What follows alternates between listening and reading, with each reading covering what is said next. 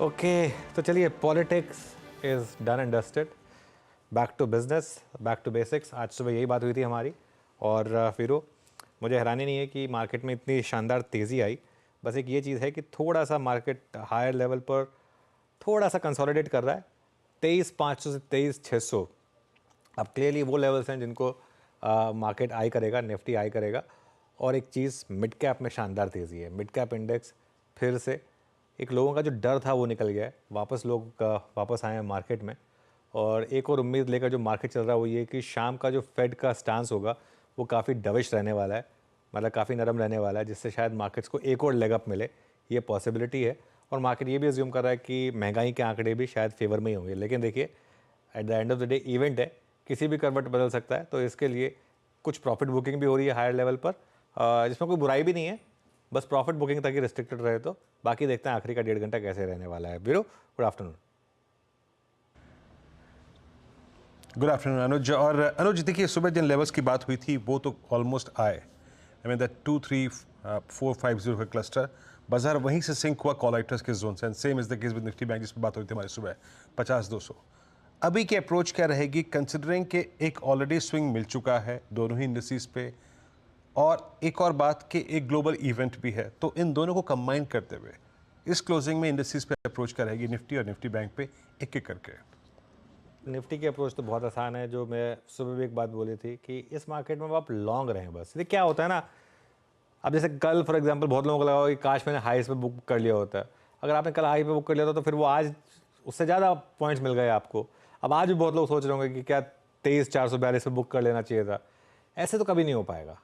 ये चीज़ बहुत क्लियर है। ये अब निफ्टी की जो करंट स्विंग है ये 24,000 तक आपको लेके जा रही है। 24,000 तक के लिए अब आपको लॉन्ग रहना है। हाँ, ऑब्वियसली आपको स्टॉप लॉस ट्रेल करते रहना है, अपना हर डिप में बाय करना है। ये स्ट्रैटेजी है सब मार्केट की। इसको ना मैगी नूडल की तरह मत समझे कि 2 मिनट में पैसा बनेगा। इसको आप समझे थोड़ा सा मैकडोनल्ड की तरह कि थोड़ा 10 मिनट 15 मिनट वाला जो काम होता है 2 मिनट के बजाय थोड़ा लंबा 10-15 दिन की ट्रेड समझ के काम करें इसको। और 23,200 अब ये नया स्टॉप लॉस होगा मेरे ख्याल से निफ्टी में। और अगला रेजिस्टेंस जो मिलेगा आपको 23,500 से 23,600 का मिलेगा। वहाँ तक मुझे लग रहा है कि मार्केट जाएगा। और उसके बाद अगर ये लेवल क्रॉस कर लिए निफ्टी ने बीरू, तो उसके बाद 23,600 से 24,000 तक का मूव मुझे लग रहा है काफ़ी फास्ट आएगा, क्योंकि वो डिसबिलीफ वाला मूव होगा। अभी भी काफ़ी लोग शॉर्ट हैं, अभी भी काफ़ी लोगों ने मिस किया इस रैली को, अभी भी काफ़ी लोगों को ये लग रहा है कि मेरे साथ तो गलत हो गया। अभी भी मैं ना बहुत लोगों से बात करता हूँ ना, उनके दिमाग में ये आती है कि नहीं मेरे साथ तो गलत हो गया, मेरा तो माल फूट गया उस दिन। देखिए, ये मार्केट है, इसमें ये सब चीज़ें होंगी, ठीक है ना। उस दिन अच्छे से अच्छे लोगों का माल फूटा है। अगर आप अकेले नहीं है जिनका माल फूटा होगा उस दिन, ट्यूसडे को जब वो एक्चुअल नंबर्स आए, वो एग्जिट पोल से कम्प्लीटली डिफरेंट थे, आप अकेले नहीं जिनका माल फूटा होगा। क्या आपके अंदर कैपेबिलिटी है या कैपेसिटी है कि वही शेयर जो आपका आपने सपोज करिए 1200 पे लिया था, 1400 तक गया था, फिर आपको 1100 पे बेचना पड़ गया, वापस 1400 पे आप ले सकते हैं। अगर तो वो कर सकते हैं तो मार्केट आपके लिए, वरना मार्केट आपके लिए नहीं है, ठीक है। अब आइए बैंक निफ्टी पर। बैंक निफ्टी पर फिर 50,000 पर फंस रहा है। बार बार यहाँ पर कुछ ना कुछ मार्केट का फंस रहा है पेच, ये गलत है। इसका आज का चार्ट दिखाइए, बैंक निफ्टी का आज का चार्ट दिखाइए। हाँ, 50,233 तक गए हम, फिर स्लिप हो गए। वो 150 के ऊपर टिक नहीं पाए। 15 मिनट टिक जाते तो बड़ी शॉर्ट कवरिंग आती है, वो टिक नहीं पाए, इसके लिए वापस उस जाल में फंस गया। 150 के ऊपर अगर आप बंद हो गए तो बड़ा पॉजिटिव होगा। 150 के ऊपर बंद हो गए ना बीरू, तो मुझे लग रहा है 50,500 और 51,000 तक की चाल मेरे ख्याल से बैंक निफ्टी पर आपको देखने को मिलेगी। चलिए, तो ये है इंडस्ट्रीज पे अप्रोच निफ्टी बैंक पे। मैं एक दो स्टॉक्स का यहाँ पे उल्लेख कर देता हूँ, उसके बाद कुछ ट्रेंडिंग स्टॉक्स को देखेंगे। देखिए, आज HFCs पर नज़र रखिएगा। पूरा का पूरा अगर आप देखेंगे ये जो स्पेस है उसका बोलबाला है। इवन रियल स्टेट काउंटर्स भी अच्छा कर रहे हैं, बट मैं LIC हाउसिंग फाइनेंस सुबह बात हो गई थी, बट उसको दोबारा रिपीट नहीं करूँगा। एक बार आप कैनफिन होम्स लेके आइए डे हाई की डिरेक्टरी में, और ऑलमोस्ट 26 जुलाई 2023 से लेकर अब तक के पूरे टाइम फ्रेम पे जो एक क्लस्टर था, जो स्लोपिंग डाउनवर्ड जोन था, उसको हायर जोन्स पे, मतलब वो जो हायर ट्रेंड लाइन होती है स्लोपिंग डाउनवर्ड ट्रेंड लाइन, उसको ऑलमोस्ट टच करने की, क्रॉस करने की कोशिश करता हुआ 809.30 पे ट्रेड करता हुआ कैनफिन होम्स पहला स्टॉक जिसका मैं उल्लेख करना चाहूँगा। उसके बाद एक स्टॉक और रखिएगा, that's RBL bank. Banking basket में 259.45 पे ट्रेड करता हुआ। अगेन आई थिंक मैं कोई बहुत 52 वीक हाई पर या फिर डे हाई वाले स्टॉक्स को मार्क नहीं कर रहा हूँ। वो स्टॉक्स जहाँ पे शॉर्ट कवरिंग की पॉसिबिलिटी है 12 जनवरी 2024 से ऑलमोस्ट 6 महीने की स्टॉपिंग डाउनवर्ड ट्रेजेक्टरी को एट 260 बाइसेक्ट करने की कोशिश करता हुआ। ये मैं मात्र 2 स्टॉक्स का जिक्र करूंगा जहां हल्का सा मोमेंटम है, और बाकी I think during the day या फिर जो कार्यक्रम के दौरान मैं पिक करूंगा, बट एज ऑफ नाउ 2। अनुज, बाकी ट्रेंडिंग स्टॉक्स और आज कार्यक्रम में मेहमानों का क्रम क्या रहेगा? बिल्कुल वीरो, तो चलिए पहले ट्रेंडिंग स्टॉक्स से शुरुआत करते हैं। वॉल पर आपको ट्रेंडिंग स्टॉक्स दिखेंगे। पहले शुरुआत करेंगे निफ्टी गेनर से। सबसे ऊपर कोल इंडिया, उसके बाद पावर ग्रिड, एसबीआई लाइफ और एलटीआई माइंट्री। उसके बाद आएंगे आपके लिए एफएनओ के top gainers, Concor 0.5%, LIC housing finance 0.5%, HDFC AMC 0.5% और ओरेकल फाइनेंशियल 0.4% ऊपर। लूजर्स की बात करते हैं इंडेक्स में। सबसे पहले आज एफएमसीजी में प्रॉफिट बुकिंग है। ब्रिटानिया, लीवर, मैरिको, पिडिलाइट, सभी स्टॉक्स पे ये सारे के सारे इंडेक्स प्लस नॉन इंडेक्स मिलाकर जो मंदी के ट्रेंडिंग शेयर्स हैं वो हैं। चलिए अब आपको बताते हैं आज हमारे साथ जो पैनल जुड़ने वाला है उसमें कौन कौन होंगे। जियोजित फाइनेंशियल के गुरांग शाह से समझेंगे मार्केट फंडामेंटल्स। टेक्निकल कॉल्स के लिए हमारे साथ होंगे गाबा सर, मानस जायसवाल, राजेश सतपुते, कविता जैन, शिवांगी शारदा और सुदीप शाह। 2:15 पर हॉर्मा से समझेंगे 4 जून की गिरावट को भुलाकर बाजार ने किस तरीके के रिटर्न्स दिए, उन पर बात करेंगे। 2:20 पर कॉर्पोरेट स्कैन में हमारे साथ हुडको के सीएमडी संजय कुलश्रेष्ठ जुड़ेंगे। 2:30 पर यत्न से जानेंगे सन टीवी पर ब्रोकरेज क्यों है बुलिश।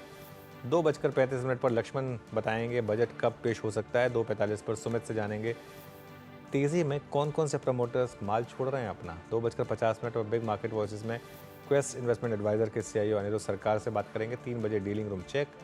3:10 पर बीटीएसटी एसटीबीटी कॉल्स। ये सब कुछ ही देर में हमारे साथ।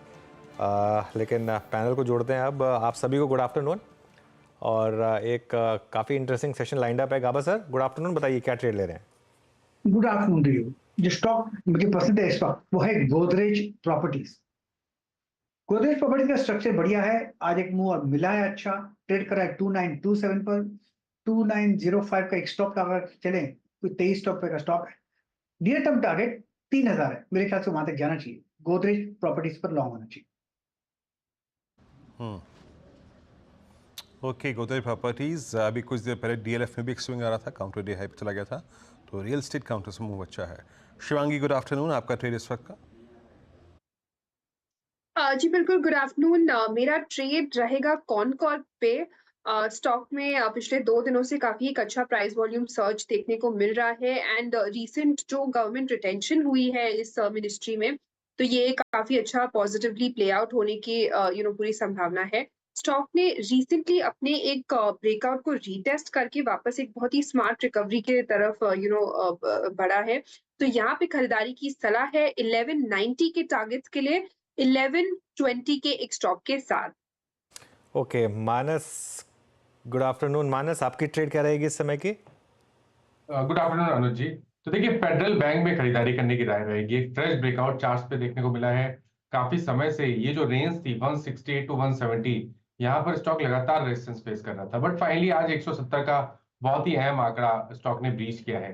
तो यहाँ पर एक ट्रेड लेना चाहिए। आपके जो स्टॉप लॉसेज हैं वो 170 के जस्ट नीचे लगा के रखिए। 169.90 वहां आपके स्टॉप लॉस रहेंगे और 179 तक के टारगेट्स पॉसिबल है फेडरल बैंक में। ऑप्शन में आप 175 वाला कॉल ऑप्शन जो 3 रुपए 40 पैसे पे ट्रेड हो रहा है, वहां पर आप खरीदारी करिए। 2 रुपए 30 पैसे का स्टॉप लॉस इस ऑप्शन में लगाइए और 6 रुपए के टारगेट सेट करिए। डिस्क्लेमर ये है कि 175 का कॉल ऑप्शन हमने अपने क्लाइंट को भी सजेस्ट किया है।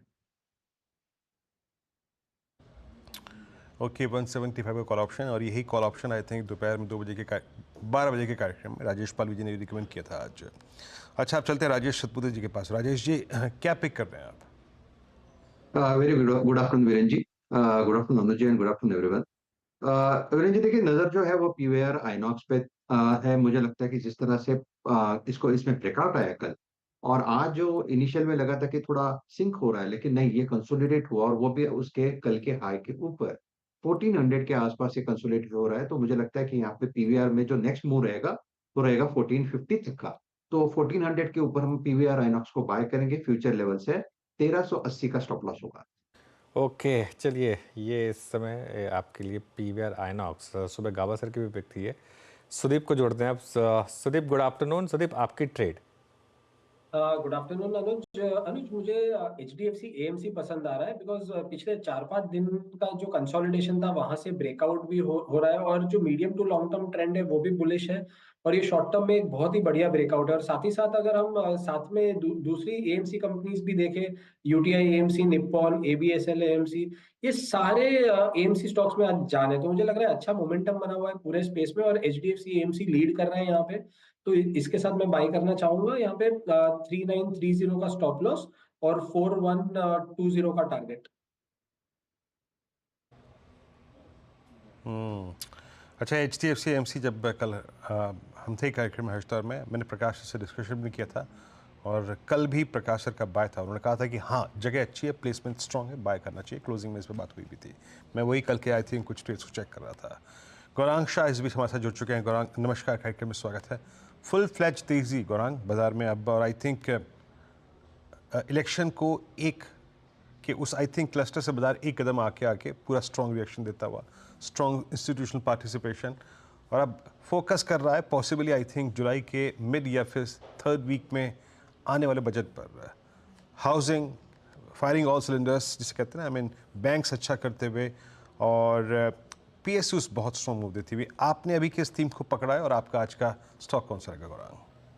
वित्तीय क्षेत्र को ही पकड़ा, और मेरे ख्याल से 4 जून को जो घटना हुई उसको हम थोड़ा बहुत तो भूल चुके हैं। मेरे ख्याल से बहुत जल्द पूर्ण तरीके से हमारे इतिहास से मिट जाएगा। वीरेंद्र, सबसे पहले तो आप सभी को प्रणाम और शुभ दिन हमारे तरफ से। आपने अपनी बातों में वित्तीय क्षेत्र का जिक्र किया है, तो वहां से ये कंपनी पर हमने पहले राय दी है या नहीं दी है पता नहीं, लेकिन जियो फाइनेंशियल्स, और आज खबरों में भी है मेरे ख्याल से जियो फाइनेंशियल्स जोमेटो को लेकर के, तो जियो फाइनेंशियल्स में खरीदारी की राय है। ऐसे तो मैं लंबी अवधि के लक्ष्यों की बात करता हूं, लेकिन यहाँ पर हमें लग रहा है मध्यम अवधि में 400 सवा 400 के आसपास के लक्ष्यांक होते हुए नजर आएंगे। और जिस प्रकार से वित्तीय क्षेत्र से जुड़े हुए कारोबार में ये उतर रहे हैं, अगर समय अनुसार अनुमतियां मिल गई और कारोबार शुरू हो गया और नतीजे अच्छे आए, तो शायद इस लक्ष्यांक को हम ऊपर की तरफ और लेके जाएंगे।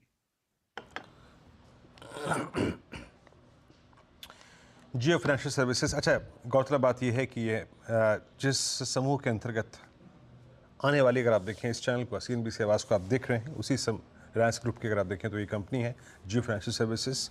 और क्योंकि इस पर एक बाय कॉल है, कंस्ट्रक्टिव अप्रोच है, प्लीज़ एक निजी राय ज़रूर सम्मिलित रखें। इससे बाय कॉल गौरांग शाह जी की तरफ से सिर्फ जिसके में आपकी स्क्रीन पे। अच्छा, थोड़ा सा मार्केट को बाइसेट करने की कोशिश करते हैं कि एग्जैक्टली हो क्या रहा है। निफ्टी और रिट्रेस हुआ और करीब 23,338 के जोन में, और बैंक निफ्टी 49,880 के जोन में आके ट्रेड करता हुआ।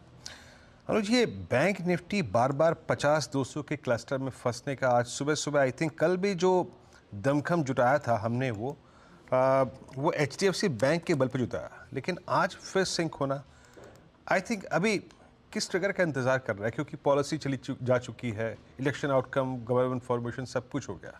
आखिर वो कौन सी कड़ी है जो इसको इस 50,200 के क्लस्टर के ऊपर ले जा सकती है? वीरू, इसके लिए अब पता है क्या ज़रूरत पड़ेगी? इसके लिए ज़रूरत पड़ेगी कि हायर लेवल पर अब FII जो स्टॉक बेचते हैं वो है HDFC बैंक, उसको अब रिटेल आके एब्जॉर्ब करना शुरू कर लिया अगर तो, क्योंकि रिटेल बाकी सब जगह तो बाय कर रहा है। मेरे ख्याल से एक स्टॉक है जो शायद नहीं बाय हो रहा है। जो FII की सेलिंग आती है वो सबसे ज़्यादा इसी स्टॉक में आती है। हायर लेवल पर यही स्टॉक बार बार मार्केट के रोज़ मार्केट को, अगर कोई स्टॉक बैंक निफ्टी को नीचे लेकर आ रहा है हायर लेवल से 50,000 के ऊपर से, वो HDFC बैंक है। और रोज़ यही हो रहा है कि जब भी रैली आती है इसमें कोई बड़ा सेलर आ जाता है, FII की तरफ से ऑब्वियसली वो सेलिंग हो रही है, तो या तो ये सेलिंग ख़त्म हो जाए या कोई इसको सामने एब्जॉर्ब करने के लिए आ जाए। दो में से एक चीज़ें होंगी ना, तो मुझे लग रहा है कि फिर वो मूव आएगा, या तो फिर बाकी के जो स्टॉक्स से बचे हुए उनमें कुछ जान आ जाए, ICICI bank, Kotak, axis, SBI। एक हमने पहले भी ऐसे मूव्स देखे हैं जिसमें HDFC बैंक ने कुछ नहीं किया लेकिन बैंक निफ्टी ने आउट परफॉर्म किया है, तो या तो वो हो जाए या ये हो जाए, HDFC बैंक की सप्लाई कोई एब्जॉर्ब करना शुरू कर दे, तब मेरे ख्याल से बैंक निफ्टी में वो मूव आएगा, वरना वो हायर लेवल पे वल्नरेबल रहेगा ही रहेगा। और एक चीज़ मैं बताऊँ आपको, अब मेरा एक बेसिक व्यू है ये, मैं हो सकता गलत हूँ, आज क्योंकि एक्सपायरी है बैंक निफ्टी की, इसके लिए एक और रीज़न है कि बैंक निफ्टी हायर लेवल पे थोड़ा सा स्ट्रगल कर रहा है।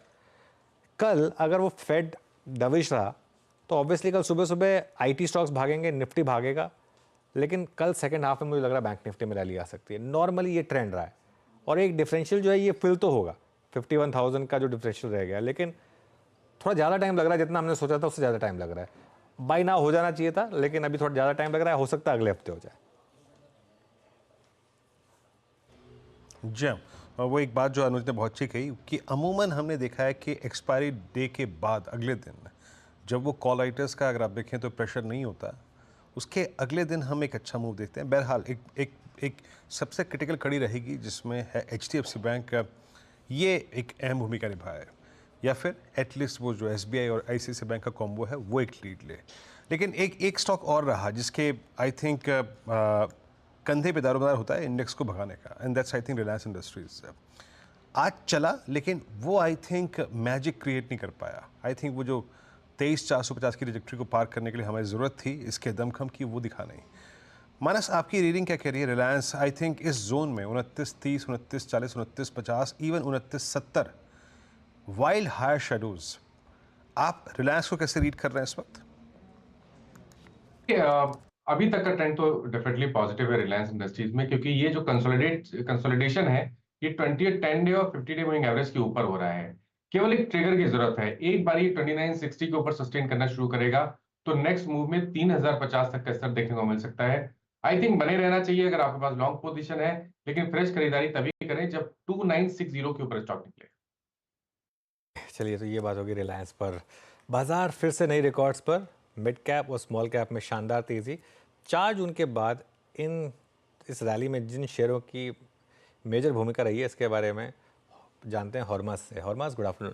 Good afternoon Anuj. और किसने ये सोचा भी नहीं होगा कि जिस तरह की गिरावट हमने 4 जून को देखी थी उस तरह के बाद हमें इस तरह की रिकवरी देखने मिलेगी। पर जैसे जैसे बाजार को ये क्लैरिटी आती गई कि NDA 3.0 की सरकार आनी अब तय है, उस तरह से फिर बाजार को एक कॉन्फिडेंस आने लगा और उस तरह से फिर ये रिकवरी आई है। तो अगर हम देखें, अगर हम 4 जून के बाद से अगर हम बात करें तो निफ्टी उस स्तर से 6 ट्रेडिंग सेशन, अब ये छठा ट्रेडिंग सेशन है 4 जून के बाद, उस वक्त से अब तक निफ्टी 7% है। निफ्टी बैंक और नए शिखर पर भी है आज, पर निफ्टी बैंक एक अंडर परफॉर्मर रहा है क्योंकि गिरावट उसमें भी काफ़ी ज़्यादा थी 4 जून के सत्र, और उसके कंपैरिजन में निफ्टी बैंक 7% ऊपर है।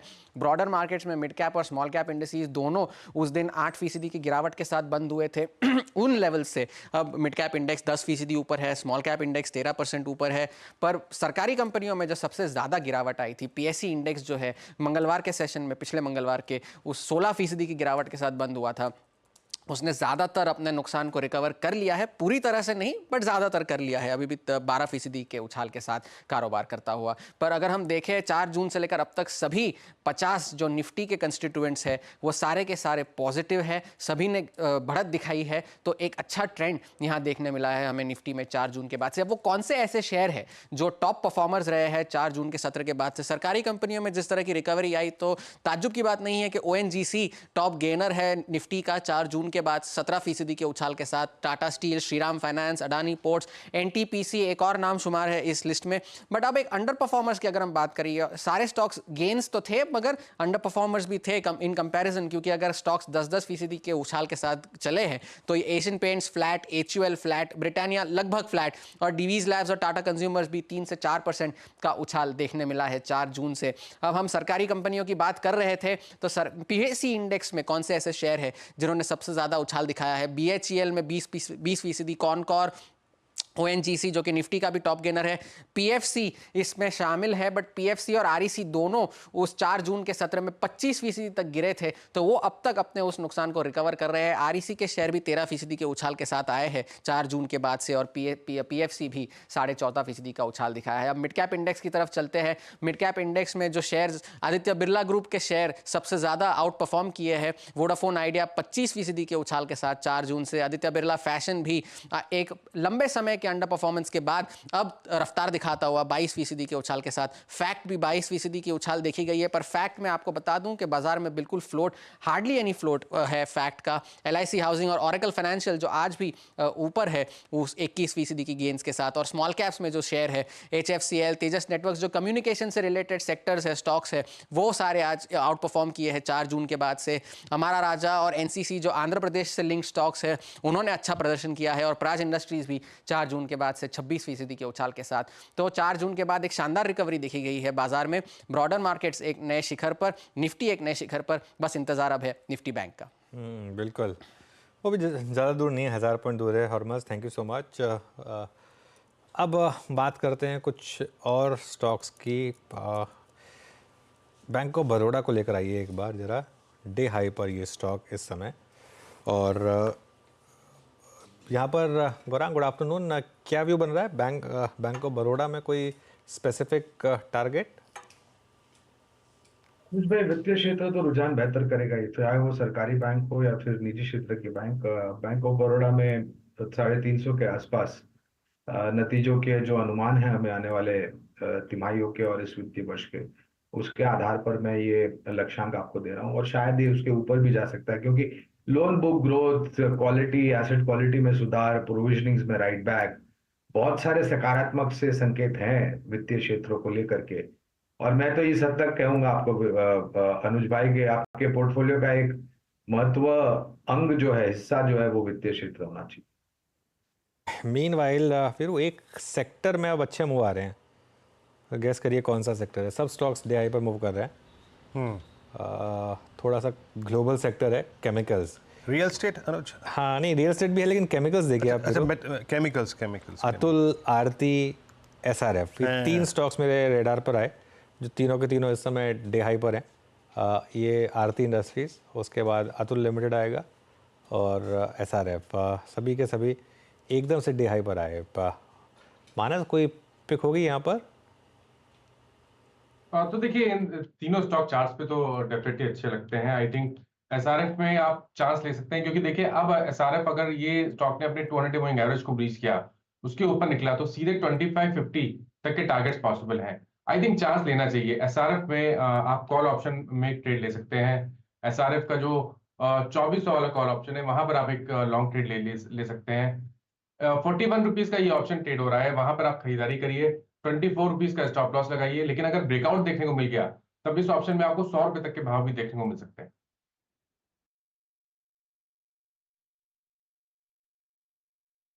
SRF आपकी स्क्रीन पे 2400 के स्तर पे ट्रेड करता है। वाकई अगर आप देखें, बहुत ही अच्छी स्पॉटिंग तनुज की है, और SRF ऑलमोस्ट डे हाई पर, और ये 2400 का कॉल, और मेरी स्क्रीन पे अब अगर आप देखें टेक्सिस के आने शुरू हुए, डे हाई पर आके ट्रेड करता हुआ। SRF को देखिए आप, आरती को भी लेके आइए स्क्रीन की तरफ प्लीज़ एक बार। इसकी ट्रेजेक्ट्री 6, और मेरे ख्याल से ये भी एक एज पे बैठा है।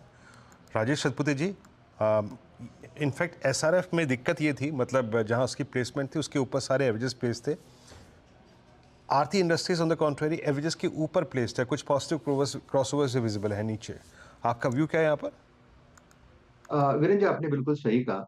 आरती इंडस्ट्रीज की अगर बात करें तो ये अपने कॉन्फ्लुएंस ऑफ सपोर्ट पे बैठा है, जहाँ पे हर मूविंग एवरेजेस आता है। तो अगर आप चार्टिकली देखें तो सामने रेजिस्टेंस बहुत कम है और कंसोलिडेशन डिसेंट है। तो अगर एक चुनना है तो then I would like to go long in Aarti, क्योंकि कंसोलिडेशन के बाद का जो मूव है वो बड़ा मिलेगा।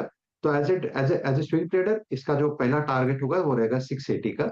680 निकल जाए तो 700 प्लस के टारगेट अनफोल्ड होते जाएंगे। तो technically it's a good stock, तो बाय करना चाहिए विद स्टॉप लॉस ऑफ 655, 655 का स्टॉप लॉस रखे, और आरती इंडस्ट्रीज में आप पोजीशन बना सकते हो। ओके, आरती इंडस्ट्रीज में पोजीशन बना सकते हैं। चलिए अब एक काम करते हैं, मैनेजमेंट से बात करते हैं। मोदी सरकार ने अपनी पहली ही कैबिनेट बैठक में 3 करोड़ घर बनाने का फैसला किया है। सरकार के इस फैसले से रियल्टी सेक्टर के साथ साथ हाउसिंग फाइनेंस कंपनियों को भी काफ़ी बूस्ट मिलेगा। आज कॉर्पोरेट स्कैन में हमारे साथ हैं हुडको के CMD संजय कुलश्रेष्ठ, जिनसे हम हाउसिंग सेक्टर की तस्वीर समझेंगे और साथ ही जानेंगे कंपनी की ग्रोथ के बारे में भी।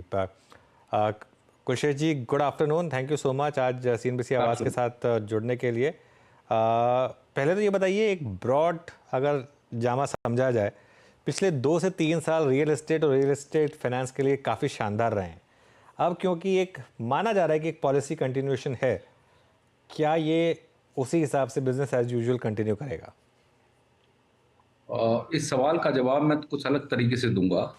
ये बिजनेस एज यूजुअल नहीं रहेगा। ये स्टीप ग्रोथ का और स्टीप डेवलपमेंट का इशू है। इसमें अगर आप देखें तो सरकार 3 करोड़ घर बनाने का इनिशिएटिव जो लिया है पहली मीटिंग में, ये बहुत आगे तक जाएगा, क्योंकि जो घर बनता है उसके साथ साथ बहुत सारा अलग अलग तरीके का इंफ्रास्ट्रक्चर रिक्वायरमेंट आती है, जिसमें रोड भी हो सकती है, मोबिलिटी भी हो सकती है, स्कूल हो सकता है, वाटर, सैनिटेशन, टाउन्स प्लानिंग, सो बहुत सारी चीज़ें एक साथ आएंगी और ये बहुत बड़े इन्वेस्टमेंट को कैप्चर करेगा और हमारे डेवलपमेंट को कैप्चर करेगा। तो सिर्फ ये जो मुद्दा है, ये 3 करोड़ हाउसेस बनाने तक सीमित नहीं रहेगा।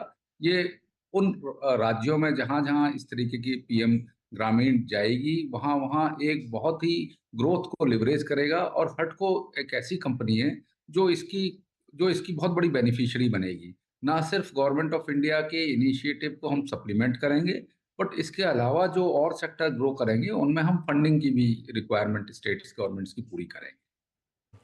तो फंडिंग की रिक्वायरमेंट की बात की आपने, FY25 के लिए क्या आउटलुक रहेगा और कॉस्ट ऑफ फंड्स को लेकर आप किस तरीके के मूवमेंट देखते हैं यहाँ पर?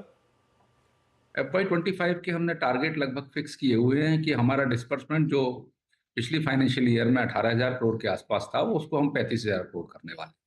इससे पिछली साल में हमने 8,000 करोड़ का डिस्बर्समेंट किया था, जिसे बढ़ा के हमने 18,000 करोड़ किया।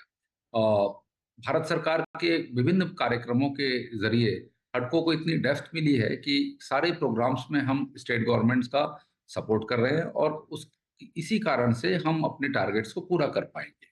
तो दूसरी बात आप जो पूछ रहे हैं वो हमारे इंटरेस्ट रेट की है। तो अगर आप पिछले साल का इंटरेस्ट रेट देखें तो हमारा जो एवरेज रेट था उसको हमने करीब 36 पैसे से कम किया है। जो 7.46 था FY23 में, उसको 7.1 में कम कर लिया, जबकि मार्केट में बोरोइंग रेट्स काफ़ी हाई थे। तो हमने काफ़ी अलग अलग तरीके के मेजर्स और इनिशिएटिव्स लिए, जिसके कारण हमने कम किया और साथ ही साथ हमने अपने बोरोअर्स को ये इंटरेस्ट रेट पास ऑन भी किया, क्योंकि कंपनी का जो मोटो है, जो ऑब्जेक्टिव है, जो भारत सरकार हमको कहती है, जिनकी 75% होल्डिंग है, वो ये चाहते हैं कि वायबल और सस्टेनेबल इंफ्रास्ट्रक्चर कंट्री में क्रिएट हो और इंटरेस्ट का बर्डन उसके ऊपर कम से कम आए। तो इस साल भी हमने अपनी गाइडेंस वही रखी हुई है कि इंटरेस्ट रेट हमारे 7% के आसपास की हम बोरोइंग करेंगे सभी मिलाकर, और अपने बोरोअर्स को इसको आगे एक्सटेंड भी करें।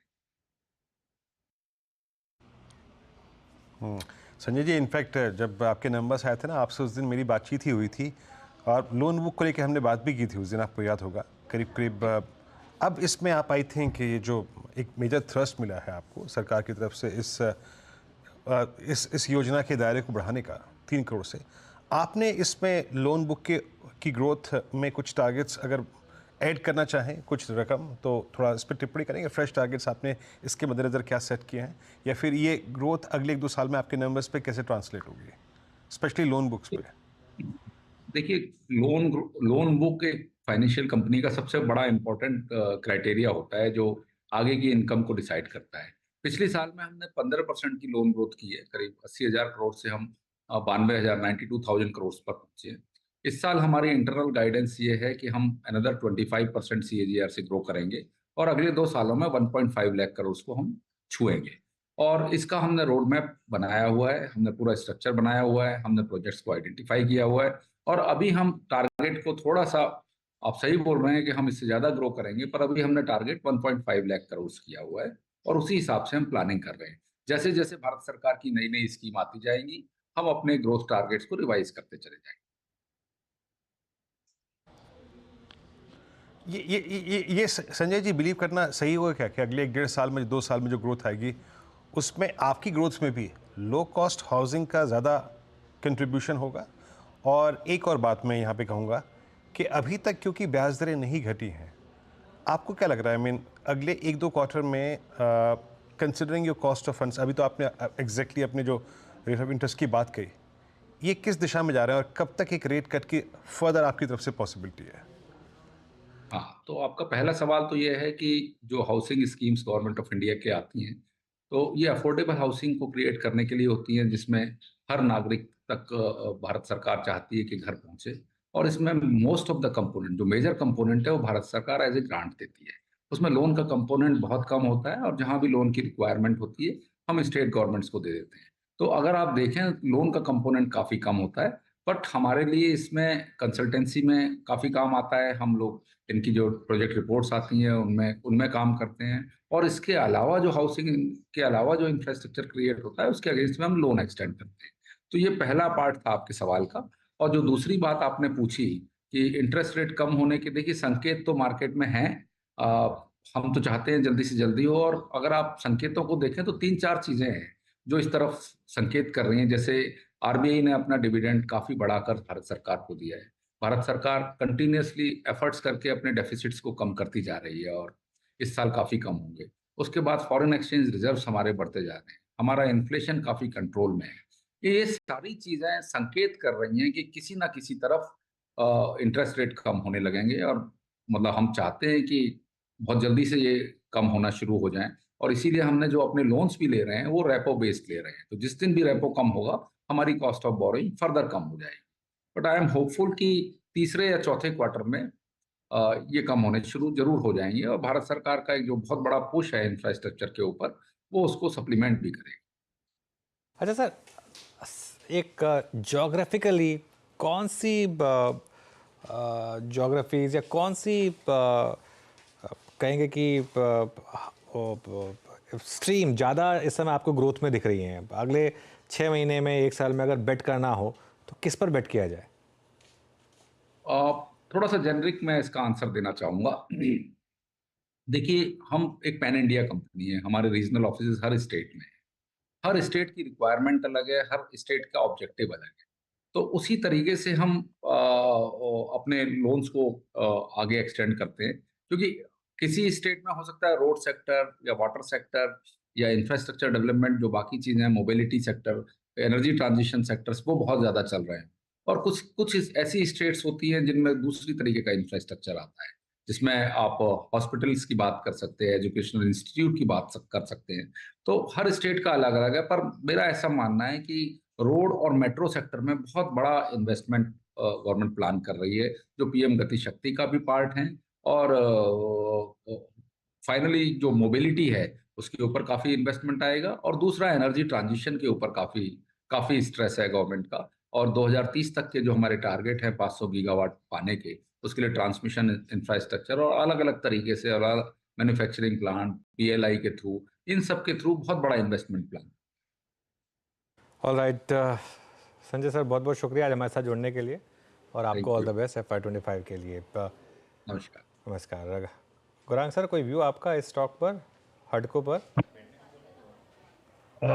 इस क्षेत्र को लेकर के जो भी घोषणाएं सरकार की तरफ से हुई है, और अभी सीएमडी कुलश्रेष्ठ जी बता रहे थे, अनुज भाई, मुझे लग रहा है कि जैसे रक्षा क्षेत्र, ऊर्जा क्षेत्र, निर्माण कार्य, या फिर भारतीय रेल से उभरता हुआ जो जो कंपनियां हैं, अभी कंपनी को हमने एक समय पर ट्रैक किया था, उसके बाद ट्रैक करना छोड़ दिया था, लेकिन अभी जो भी टिप्पणियां कारोबार को लेकर के कुलश्रेष्ठ जी ने हमारे सामने रखी है, मेरे ख्याल से हुडको जैसी कंपनियां हैं या फिर एनबीसीसी जैसी कंपनियां हैं, ये केवल नाम ले रहा हूं अनुज भाई, क्योंकि कवरेज में इसलिए विशेष रूप में टिप्पणी नहीं करूंगा, लेकिन मुझे पूरा भरोसा है कि आने वाले बहुत ही नजदीक के भविष्य में हमारी कवरेज ये पूरे थीम को लेकर के आगे बढ़ेंगे। हालांकि अब भी कोई 2-3 कंपनियां हैं जो कवरेज में है, लेकिन उनमें से एक नाम मैंने मिड कैप फंडा के लिए छोड़ रखा है, तो उसके ऊपर अभी टिप्पणी करूंगा तो मेरे ख्याल से जल्दबाजी हो जाएगी।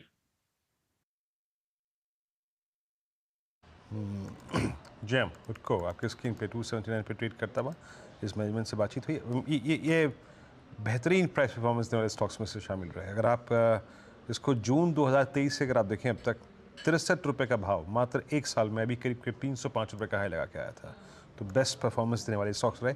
मीनवाइल स्क्रीन पे कुछ चीज़ें जो रिएक्ट कर रही हैं आपकी स्क्रीन पे, वो आएगा एक बार IEX 172.60 स्ट्रॉन्ग मूव, और 172.60 का मतलब ये है कि ये अब जुलाई 2022 के बाद अब तक के हाईएस्ट क्लस्टर पे, दैट मीन्स ऑलमोस्ट 24 महीनों के हाई पर मैं इस पर एक ट्रेड व्यू ले लेता हूँ।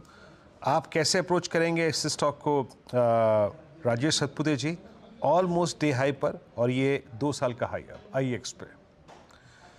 वीरेन जी एक बेहतरीन चार्ट है। अगर आप इसका डेली चार्ट देखो तो राइजिंग चैनल की जो हम बात करते हैं उसका ब्रेकआउट मिला है। एट द सेम टाइम यहाँ पे ओपन इंटरेस्ट एडिशन है, तो मुझे लगता है अगर आप इसको थोड़ा सा वीकली पे लेके जाते, थोड़ा पोजिशनल व्यू लेते हैं, तो यहाँ पे दिखता है कि इसका जो टारगेट बन रहा है वो करीबन 182 से लेके 185 बनेगा।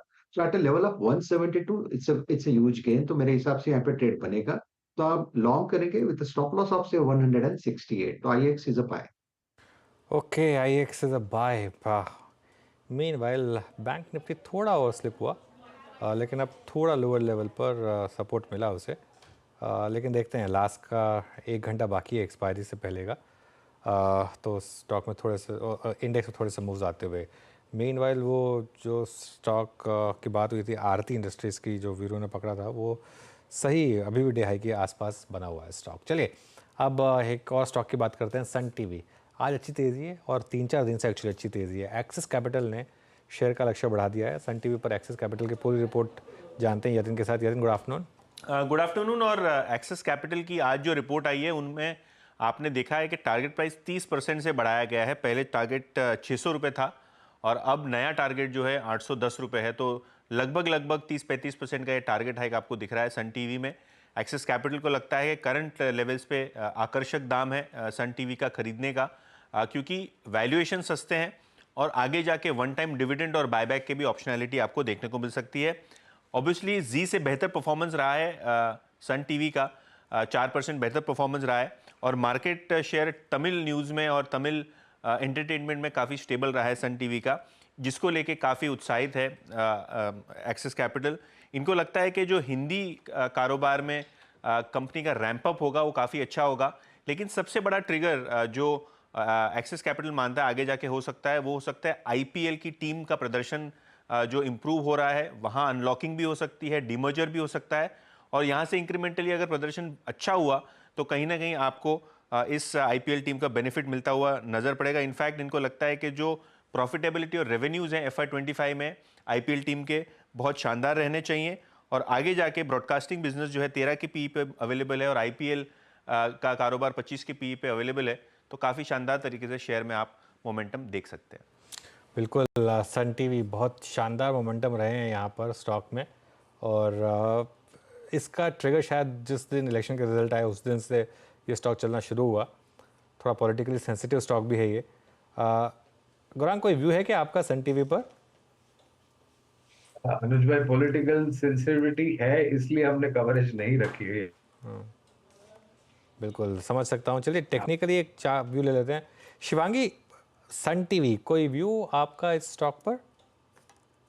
जी बिल्कुल, सन टीवी की बात करें तो पिछले 3 दिनों से हम इसमें देख रहे हैं कि काफी एक अच्छी मोमेंटम बनी हुई है। लगातार स्टॉक में जो है एक अच्छे बाइंग नजर आते हुए दिख रहे हैं। एंड टेक्निकली अगर हम बात करें तो वॉल्यूम सर्ज हुई है, यहाँ पे बाइंग इंटरेस्ट काफी अच्छी तरह से नजर आ रही है हायर जोन्स पे। तो बिल्कुल यहाँ पे जो नेक्स्ट लक्ष्य जो है बनते हुए दिख रहे हैं 800 के एंड देन 820 के पोजिशनली। 800 इमीडिएट लेवल है, 760 के एक सपोर्ट को हम ध्यान रख सकते हैं।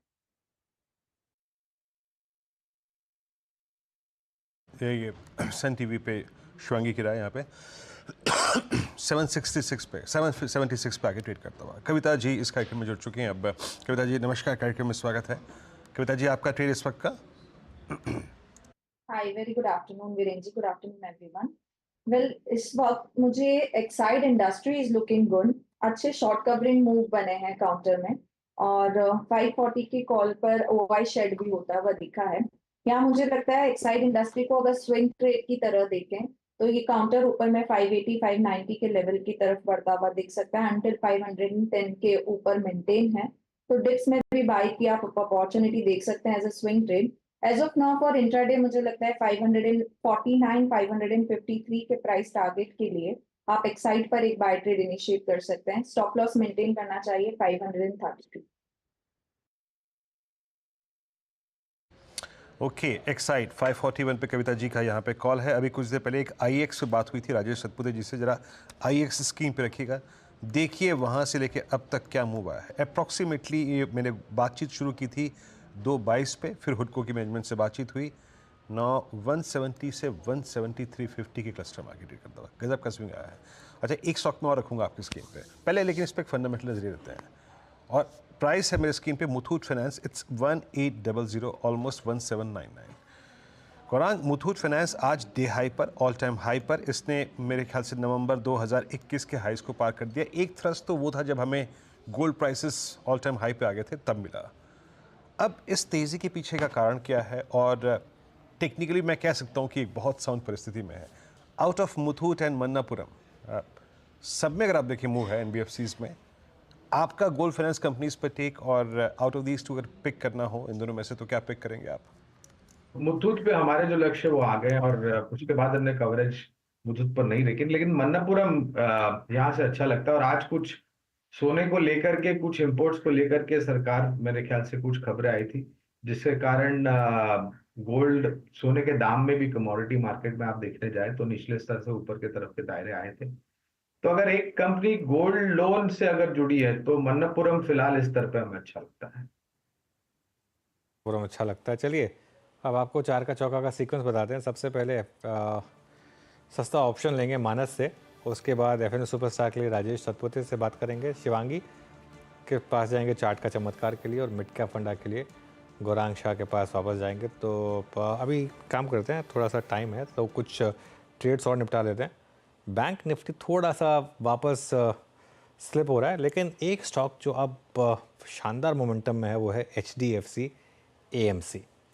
एक बार इसका चार्ट लेकर आइए HDFC AMC का, और इंट्राडे में मूव देखिए स्टॉक में, और अब इनफैक्ट ये FNO का टॉप गेनर बनने की तैयारी कर रहा है। 4000 वापस यहाँ पर क्रॉस होते हुए स्टॉक में। कविता जी, कोई व्यू है क्या HDFC AMC पर? या सो आज एक बहुत अच्छे स्ट्रॉन्ग मूवमेंट में है स्टॉक, 5% ऑलरेडी ऊपर है। जिन्होंने पोजीशन ली है, मुझे लगता है वहां उन्हें एक ट्रेलिंग स्टॉप लॉस मेंटेन करना चाहिए 3980 का।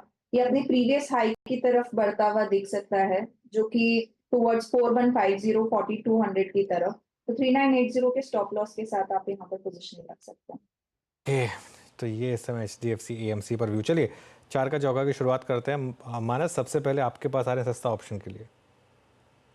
अनुज जी, देखिए IEX के ऑप्शन खरीदारी करने की राय रहेगी। बहुत ही इंपॉर्टेंट ब्रेकआउट है। जो पिछला हाई था मेरे ख्याल से दिसंबर का, उसको स्टॉक ने उसको ब्रीच किया है, तो एक अच्छी खासी रैली देखने को मिल सकती है। IEX के 175 के कॉल ऑप्शन में खरीदारी करने की राय रहेगी। 6 रुपए पे ट्रेड हो रहा है, 3 रुपए 90 पैसे के स्टॉप लॉस से इस ऑप्शन में खरीदारी करिए, और 12 रुपए के टारगेट सेट करिए इस ऑप्शन में।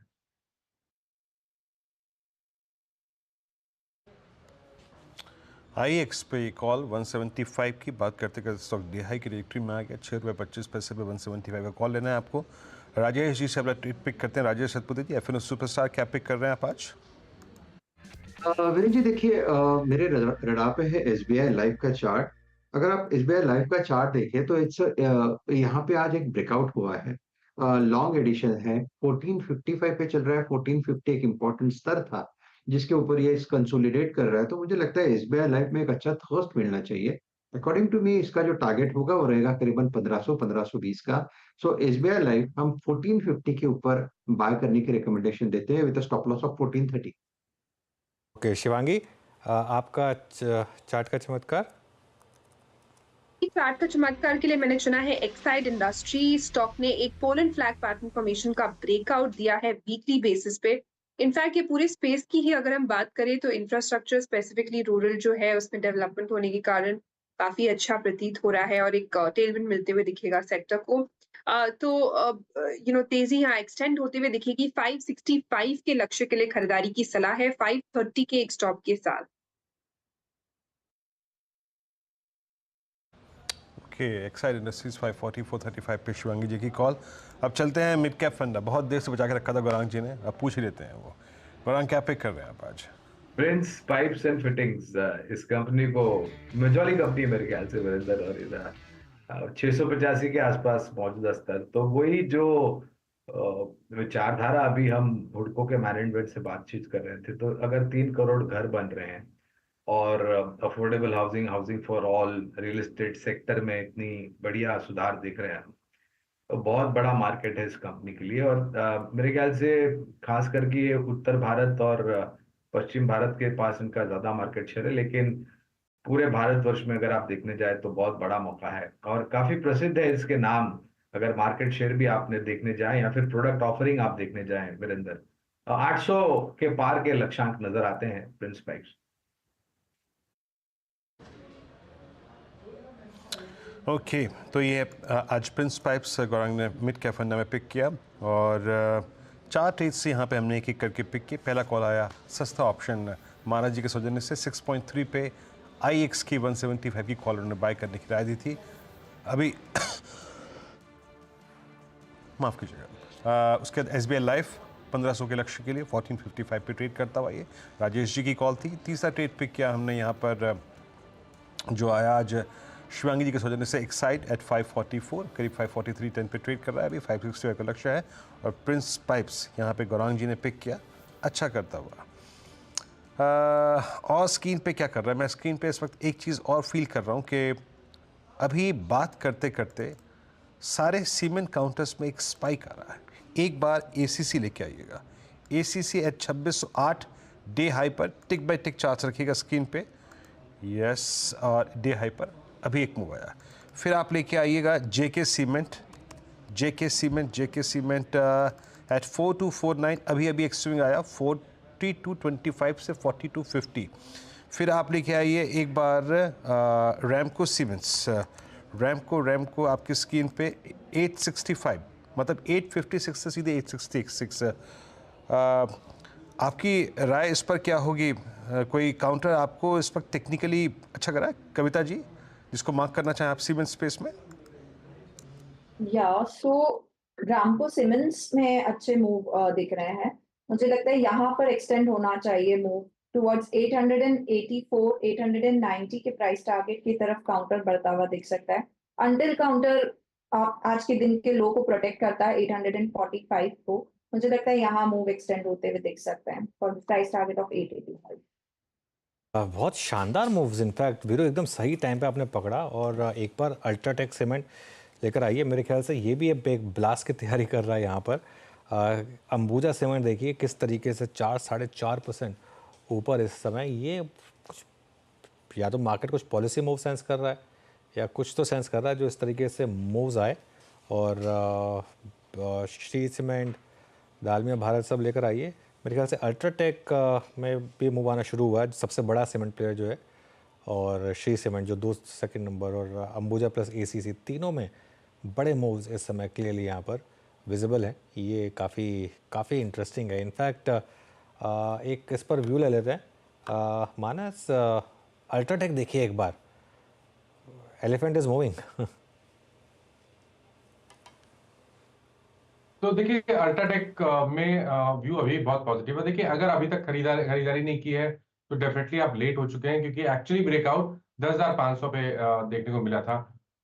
उसके टारगेट अभी भी मेरे ख्याल से यहाँ से भी अगर हम बात करें तो 11,350 के आसपास के टारगेट आते हैं। करंट लेवल से भी 300 रुपए की तेजी देखने को मिल सकती है। तो अगर 1 से 2 दिनों का ट्रेड ले रहा हूँ तो करंट लेवल पे आप खरीदारी कर सकते हैं। 10,975 का आपको स्टॉप लॉस लगाना है, लेकिन टारगेट 11,350 तक के आप सेट कर सकते हैं अल्ट्राटेक। 11,350 तक के टारगेट सेट कर सकते हैं अल्ट्राटेक में। एकदम से पूरा का पूरा सीमेंट पैक सर्ज किया। आप वीरो कोई न्यूज़ तो नहीं दिख रही है, लेकिन क्लियरली मार्केट कुछ सेंस कर रहा है जिस तरीके से बड़े स्टॉक्स भाग रहे हैं। छोटे स्टॉक नहीं है सारे के सारे, बड़े स्टॉक्स हैं। बिल्कुल अनुज, आई थिंक मैं अभी जो OI की शीट रखता ना अनुज, जिसमें फटाफट इसमें बाइंग भी हो रही थी। मेरे ख्याल से कल एक तो बहुत खूबसूरत ट्रेड लिया था सचिन जी ने इस स्पेस में। अनुज, ये आई थिंक सीमेंट का चलना, हाउसिंग का चलना, कैपिटल गुड्स सुबह सुबह कमिंस आपने बात की थी, ये लग रहा है कि यही स्पेस एंगेज रखेगा हमें बजट तक, है ना? बिल्कुल, यही स्पेस एंगेज रखेगा, यही स्पेस मार्केट ट्रैक भी करेगा कि इसी स्पेस से ही कुछ ना कुछ अच्छी ट्रेड्स निकाली जाएं। लेकिन अभी के लिए तो खैर मोमेंटम बहुत शानदार है पूरे के पूरे सीमेंट पैक में। चलिए अब एक काम करते हैं, जैसे कहते हैं कि जब एकदम बॉटम का भाव होता है तो बहुत लोग खरीदते हैं, और कई बार एकदम टॉप का भाव देखें तो कुछ प्रमोटर्स थोड़ा सा अपना माल छोड़ते भी हैं। कल फॉर एग्जांपल इंडिगो में हमने एक ब्लॉक डील देखी थी जिसमें प्रमोटर्स ने थोड़ा सा माल बेचा था। सुमित के पास चलते हैं, जानते हैं कौन कौन से प्रमोटर हैं जिन्होंने इस तेज़ी का फ़ायदा उठाया है। Sumit, good afternoon. Good afternoon. देखिए, बहुत सारे प्रमोटर्स का स्टेक थोड़ा बहुत ऑफलोड होता हुआ दिखाई पड़ा है, कुछ ने खरीदारी भी की है, लेकिन ज़्यादातर हिस्सा जो है वो बिकवाली की तरफ आया है। रीज़न कुछ भी हो सकते हैं, शायद डेट रीपेमेंट है, शायद थोड़ा प्रॉफिट टेकिंग है, शायद हाल की तेज़ी को इनकैश करने की कोशिश की है, या फिर उनके प्लेस थे उसको वो बिका है। तो ऐसे करके मल्टीपल रीजंस हो सकते हैं जो कि दिखाई पड़े हैं। लेकिन हालिया एक्टिविटी में पिछले 1 साल में जिस तरह बाजार ने रफ्तार पकड़ी है, कई सारे प्रमोटर्स हैं जो कि इस तेज़ी के बीच में अपना स्टेक थोड़ा थोड़ा ऑफलोड करते हुए दिखाई पड़े हैं। कहाँ कहाँ पर ये एक्टिविटी हो रही है ये भी देख लीजिए।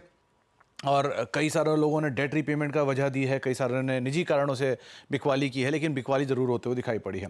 पहला नाम आएगा वेदांता का। करीब करीब 62% ये शेयर 1 साल में चला है, बीते 1 साल में। और 1 साल में जो प्रमोटर की हिस्सेदारी वो लगातार घट रही है। 68% के आसपास थी, 63, 63.7 और फिर 61। ये क्वार्टर बाय क्वार्टर आपके सामने, ये BSE का आंकड़ा है, तो क्वार्टर बाय क्वार्टर प्रमोटर का हिस्सा घटता हुआ दिखाई पड़ेगा। इंडिगो, जिसका अभी जिक्र भी हो रहा था, 1 साल में शेयर 80% की रफ्तार पकड़ के चल रहा है। तो पहले गंगवाल फैमिली की तरफ से हिस्सा बिकता हुआ दिखाई पड़ा, और इस बारी जो दूसरे प्रमोटर हैं उन्होंने भी थोड़ा सा हिस्सा ऑफलोड किया। तो यहाँ पर भी हिस्सा बिका है, 67% से घटते घटते 63 और फिर अब 57% के आसपास आ चुका है।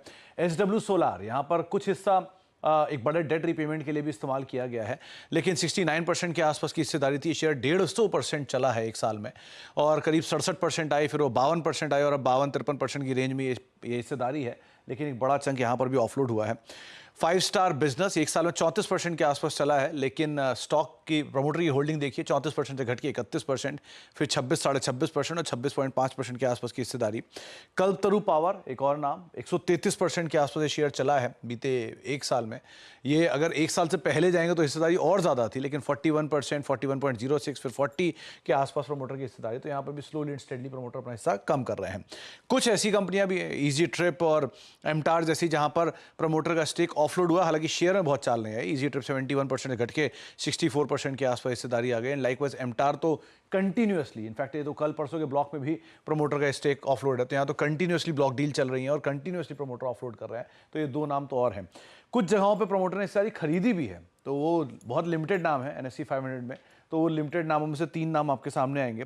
एक है जय बालाजी, 1100% ये शेयर चला है, और यहाँ पर प्रमोटर की एक्टिविटी बढ़ी है, 60% से बढ़ के 62-63% के आसपास स्टेक प्रमोटर लेकर आए हैं। स्नोमैन लॉजिस्टिक्स, करीब 70% ये शेयर चला है, और कंसिस्टेंटली हर क्वार्टर में प्रमोटर होल्डिंग बढ़ा रहे हैं। 41 से 43, 43 से 44, 44 से 45, और 4 जून के फॉल में भी प्रमोटर ने पार्टिसिपेट किया था। तो यहाँ पर लगातार हिस्सेदारी बढ़ रही है। और जियो फाइनेंशियल, 1 साल पुराने आंकड़े हैं नहीं, तो अगस्त से लिस्टेड है, तो 43% की तेजी आई है, लेकिन वो 45% का स्टेक बढ़ते बढ़ते 46, 47, 47.5% के आसपास स्टेक पहुंच चुका है। तो ये 3 नाम है जहां पे प्रमोटर हिस्सा बढ़ा रहे हैं NSE 500 में, लेकिन मेजरली ज़्यादातर जो कंपनियों में हाल फिलहाल में प्रमोटर ने या स्टेक घटा है, वो आपके सामने कुछ आंकड़े रखे गए हैं। बिल्कुल सुमित, बहुत बहुत शुक्रिया। तो काफ़ी कंपनियाँ हैं जहाँ पर थोड़ा सा प्रमोटर्स ने माल छोड़ा भी है, इसमें कोई बुराई भी नहीं है वैसे। अगर कई बार बहुत ज़्यादा तेज़ी आए और प्रमोटर को लगे कि क्यों ना थोड़ा इसका फ़ायदा उठाया जाए, बिल्कुल बुराई नहीं है। अच्छा, सुबह आई थिंक मानस ने क्विक सिंगल में पिक किया था बलरामपुर चीनी, एक बार उसको लेकर आइए ज़रा, क्योंकि आई थिंक वो सुबह बात हुई थी कि बैन में है, तो ये ट्रेड जो है वो आपको कैश में लेनी पड़ेगी। अब अगर कैश में ली थी मानस वो ट्रेड, तो क्या निपटा दें इसको यहाँ पर? तो देखिए, अगर इंट्राडे के हिसाब से ली थी तब तो प्रॉफिट बुक कर लेना बेहतर रहेगा, क्योंकि आधे घंटे का समय बचा है। लेकिन अगर आप पोजीशन ट्रेडर हैं तो ध्यान रखिए, ये जनवरी के हाईज को ब्रीच कर रहा है। जनवरी के हाईज को ब्रीच करने का मतलब ये है कि जो नेक्स्ट टारगेट होगा वो 445 का होगा। तो अगर आप पोजीशन को करीब 1 हफ्ते के लिए होल्ड कर सकते हैं, तो आई थिंक यहाँ पर आप अपने स्टॉप लॉस को रिवाइज करके 404 कर लीजिए और टारगेट 445 के सेट करिए।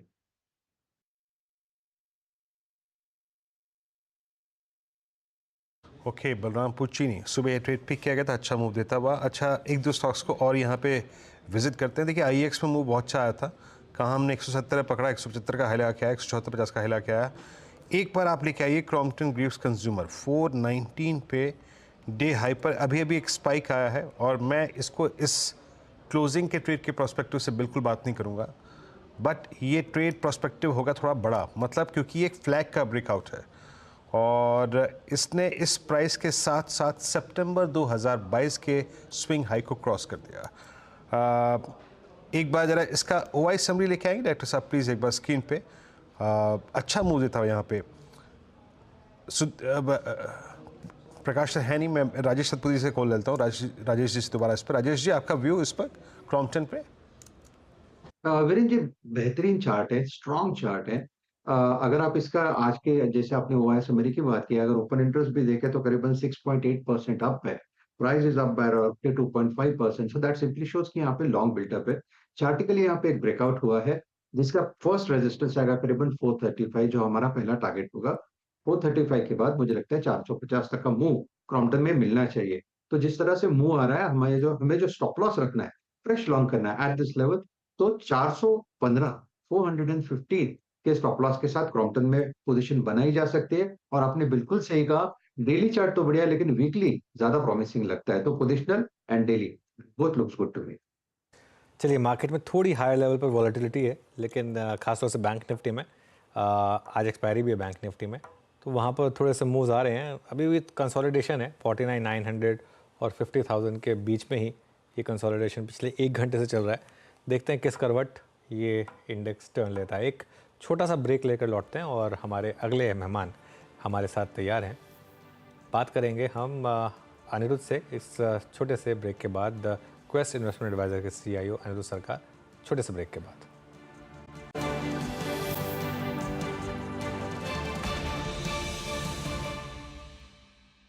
सुनो, एक अच्छी इंश्योरेंस पॉलिसी AI से पूछते हैं। एक ऐसी पॉलिसी जिसमें प्रीमियम पेमेंट हो लिमिटेड पर इनकम आती रहे लाइफ टाइम। LIC का जीवन उत्सव। एक ऐसी पॉलिसी जो दे होल लाइफ इंश्योरेंस कवर भी। LIC का जीवन उत्सव। वाओ, चलो तो LIC की जीवन उत्सव पॉलिसी ही लेते हैं। मैं भी तुमसे यही कह रही थी, LIC का जीवन उत्सव। लाइफ टाइम सेलिब्रेशन मनाइए LIC के जीवन उत्सव के साथ। फ्यूचर सेट है।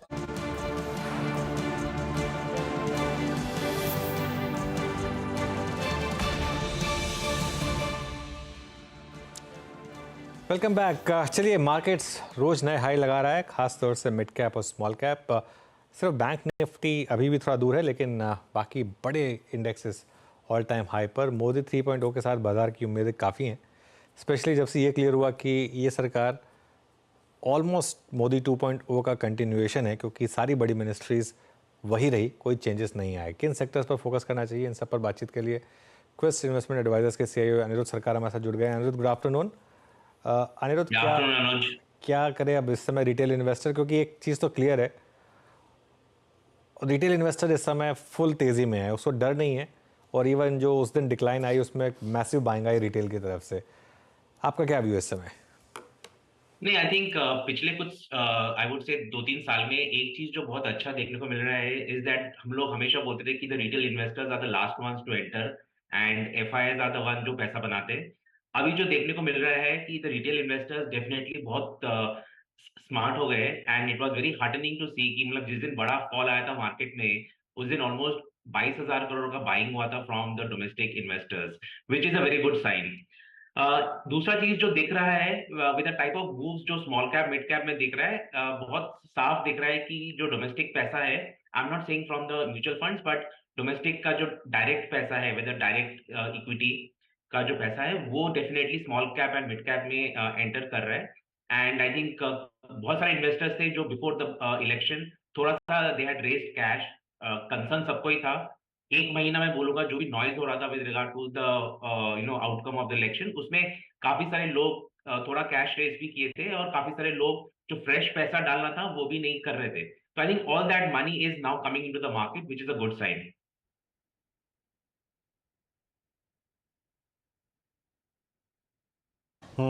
पैसा बाजार में आ रहा है, अभी ये एक अच्छा संकेत है। अच्छा अनिरुद्ध जी, अब थोड़ा सा इवेंट के मद्देनज़र अपने आप को अलाइन करना हो। देखिए, पैसा आया और आई थिंक 4 जून के डिप को बहुत लोगों ने बाय भी किया, बहुत से लोग उस दिन सिस्टम से बाहर भी निकल गए, शायद वो अपनी री एंट्री कर भी ना पाए हों। बट एट दिस प्राइस, अभी हम सारे इंडेक्सेस देख रहे थे, चाहे वो केमिकल हो, चाहे वो IT हो, बैंक्स हो, रियल स्टेट हो, कंसिडरिंग जो इवेंट सामने लाइंड अप है, बजट और मॉनसून, आई थिंक जुलाई का 3rd वीक बजट के लिए और फिर मॉनसून ऑलमोस्ट अगस्त सितंबर तक, आपने अपने आप को किस तरीके से प्लेस किया है?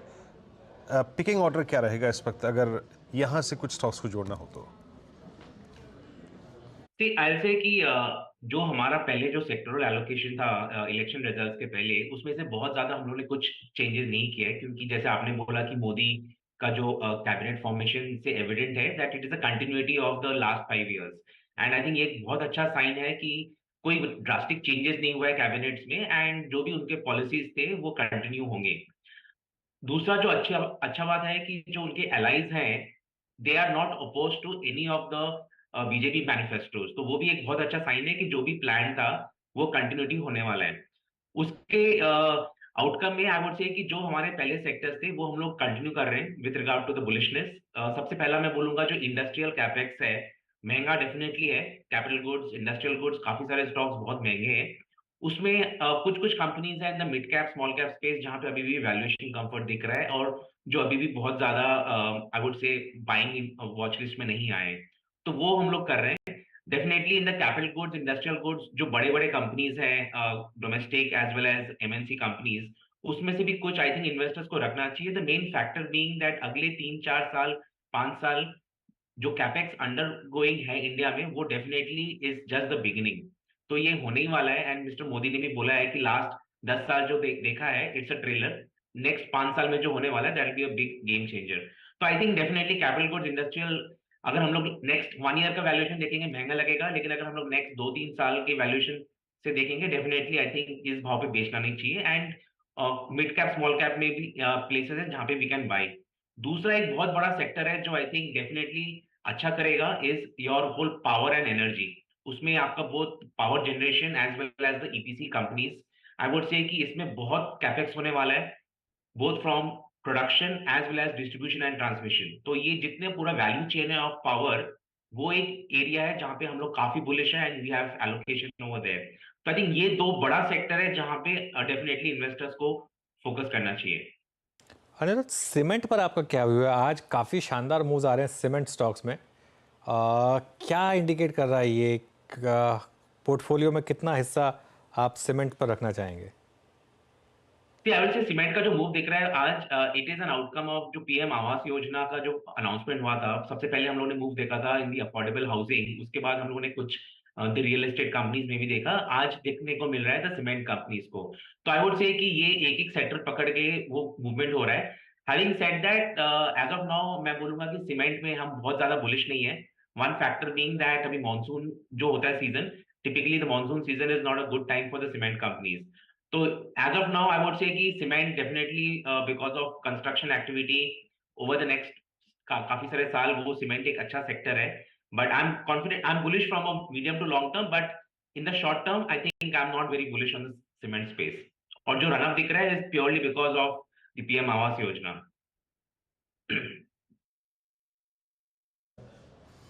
ओके, सीमेंट पे आप बहुत बुलिश नहीं है इस वक्त। अच्छा, एक दो थीम शायद पॉसिबली इस डिस्कशन में हम अनिरुद्ध जी एक बार फिर से बजट थीम पे आए, बट प्राइस वाइज बाजार अभी किस चीज़ में इंटरेस्ट दिखा रहा है उस पर भी फोकस करते हैं। बैटरी स्टॉक्स, आई थिंक हम सब बीते एक साल में ऑटो की प्राइस परफॉर्मेंस से काफ़ी प्रभावित हुए थे, लेकिन बैटरी स्टॉक्स की बीते 6 महीने के मूव ने उससे कहीं ज़्यादा अच्छा मूव दिया। अभी बैटरी स्टॉक्स पे ये प्राइस क्या प्रॉफिट्स और कैश में कन्वर्ट करने का है या फिर अभी भी चेस करने की गुंजाइश है? आई वुड से कि वैल्यूएशन बहुत महंगा हो गया है। अगर मैं बैटरी स्टॉक्स देखूं जो लिस्टेड है, आई थिंक वैल्यूएशन बहुत महंगा है एंड वो कंफर्ट नहीं आ रहा है दैट किसी को फ्रेश एंट्री करना चाहिए एट दीज लेवल्स। एंड अगर कोई एग्जिस्टिंग इन्वेस्टर होता है डेफिनेटली उनको थोड़ा प्रॉफिट बुकिंग करना चाहिए। Having said that, we don't have any battery stocks in our portfolio and हम लोग बहुत ज्यादा ट्रैक भी नहीं करते हैं, तो आई थिंक वो बहुत ज्यादा कमेंट नहीं करूंगा। बट वैल्यूएशन अगर देखूं तो काफी महंगा है एंड उनका जो बड़ा मूवमेंट आया है लास्ट 15 दिन में आया है। मीनवाइल एक बार बैंक निफ्टी लेकर आइए, वो वीकली एक्सपायरी वाले दिन 49,900 तोड़ा उसने एकदम से, और वो 49,900 की पुट 5 या 6 रुपये वाली एकदम से 60 रुपये तक गई। इस तरीके के मूव्स यहाँ पर देखने को मिले। ये खैर वीकली ऑप्शंस एक्सपायरी का कमाल होता है यहाँ पर। अनिरुद्ध, एक क्लियर कट मार्केट के ऊपर प्रेशर पॉइंट जो बना हुआ है वो है अभी भी HDFC बैंक। क्या एक साइन लग रहे हैं यहाँ पर कि अब बॉटम बनने के कुछ इंडिकेशंस हैं, या एटलीस्ट एक प्राइस बॉटम तो बन चुका है, टाइम वाइज भले करेक्शन होती रहे? I would agree with you. I think इसमें प्राइस करेक्शन की बहुत स्कोप नहीं है। आई थिंक ये जो 1500 का लेवल है, 1500 से 1580 का लेवल है, I think between that it has been hovering. तो यहाँ से आई डोंट थिंक सो बहुत ज्यादा प्राइस करेक्शन का उम्मीद है, बट आई वुड से कि टाइम करेक्शन हो सकता है। इसमें 2-3 बड़े इंपॉर्टेंट ट्रिगर्स है। आई थिंक एक है कि जो MSCI एडिशन का जो MSCI में जो उसका जो वेट बढ़ने का पॉसिबिलिटी है इन द ऑगस्ट रिव्यू, हो सकता है somewhere by end of this month end July काफी सारा नॉइज आए more around that, so that could be one of the events. दूसरा मैं बोलूंगा वैल्यूएशन, अगर मैं देखूं purely both the large private banks आपके जो कोटक और HDFC हैं, दोनों में definitely I think valuation comfort है। अगर मैं उसका हिस्टोरिक वैल्यूएशन चार्ट देखूं लास्ट 10 साल 15 साल का, they are at the rock bottom. So I think यहाँ से वैल्यूएशन करेक्शन तो गुंजाइश नहीं है, but yes I think time correction हो सकता है and it might continue to underperform the broader market.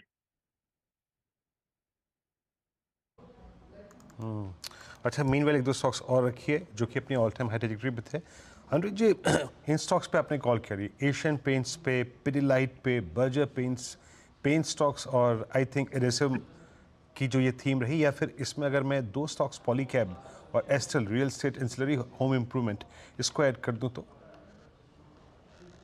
See, I'll say कि paint is one part and home improvement मैं दूसरा बोलूंगा। तो home improvement में like I would say that हम लोग quite bullish है on the wires and cables।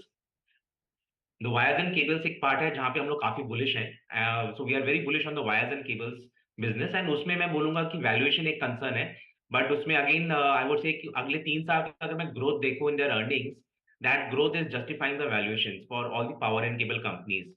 And बाकी I would say paint company में we don't have any of the larger names, जितने बड़े नाम अपने लिए we don't have any of the larger names। उसमें मैं बोलूंगा जो बड़े बड़े कंपटीशन आए वहां पे थोड़ा सा कंसर्न है कि उनका जो मार्जिन इम्पैक्ट हो सकता है इन द पेंट कंपनीज, वो एक बड़ा इशू है कि पेंट कंपनीज में मार्जिन इम्पैक्ट हो सकता है। And I think valuation correction तो वही है and as of now we don't own any of the paint companies. Since क्योंकि होम इम्प्रूवमेंट की बात हुई, लेट्स टॉक अबाउट होम। ये HFCs में अनिरुद्ध जी, आज LIC हाउसिंग फाइनेंस पे बहुत स्ट्रॉन्ग मूव है, आज कैनफिन होम्स पे बहुत स्ट्रॉन्ग मूव है। कोई HFC जोड़ी आप लोगों ने या फिर NBFCs में कोई एडिशन किया हो, क्योंकि गोल्ड फाइनेंस कंपनियां भी जो है वो ऑल टाइम हाई पे ट्रेड कर रही हैं? हाउसिंग फाइनेंस में हम लोग काफी बुलिश थे पिछले ऑलमोस्ट 1 साल से। हम लोग पिछले 1 साल से हम लोग हाउसिंग फाइनेंस पे काफी बुलिश थे एंड उसमें भी हम लोग अफोर्डेबल हाउसिंग में बुलिश थे। So I think because see typically जो बड़े हाउसिंग होते हैं, all the banks have exposure to housing finance, तो हमको कोई डायरेक्टली उसमें exposure we don't require, but जो अफोर्डेबल हाउसिंग है उसमें हम लोग काफी बुलिश थे लास्ट 1 ईयर से। And I think most recently after the announcement काफी सारा एक्शन देखने को मिला है। आई वुड से कि इनका कुछ बड़ा ड्रास्टिकली मार्जिन इंप्रूवमेंट तो नहीं होगा, but I would say the whole pie will become bigger. जो काफी सारे बायर्स थे जो अफोर्डेबल हाउसिंग में जो एज में बैठे थे या they were on the out of the market और they were on the sidelines, I think पूरा मार्केट जो अफोर्डेबल हाउसिंग का है वो बड़ा होने वाला है एंड गवर्नमेंट का जो फोकस है, आई थिंक इसमें आई think all the players will enjoy. जो भी आपने नाम लिया, आई think all of them will enjoy the market. So I think affordable housing finance is definitely the place जहाँ पे हम लोग काफी बुलिश है। वैल्यूएशन भी महंगा नहीं है, 3-3.5 का प्राइस टू बुक है, तो आई वुड से कि बहुत ज्यादा महंगा भी नहीं है। चलिए अनिरुद्ध, बहुत बहुत शुक्रिया आज हमारे साथ जुड़ने के लिए और हमसे बात करने के लिए। मीनवाइल मार्केट में थोड़ी वॉलेटिलिटी आई, बैंक निफ्टी में खास तौर से 49,900 ब्रीच हुआ एक बार के लिए, फिर वापस उस लेवल के ऊपर आया, लेकिन थोड़ी सी वॉलेटिलिटी है। कल की तैयारी करते हैं और BTST और STBT कॉल्स लेकर आते हैं आपके लिए। मानस, सबसे पहले आपके पास आ रहे हैं, बताइए BTST या STBT? तो देखिए BTST होगा और LIC हाउसिंग फाइनेंस पे खरीदारी करने की राय रहेगी।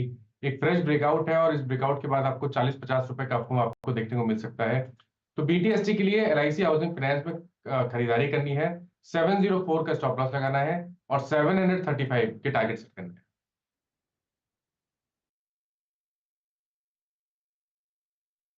ओके, LIC हाउसिंग फाइनेंस आज का टॉप प्राइस परफॉर्मर, आज इसको आपने यहाँ पे ग्रैब किया कल के लिए। कविता जी, आपकी कैरी करेंगी?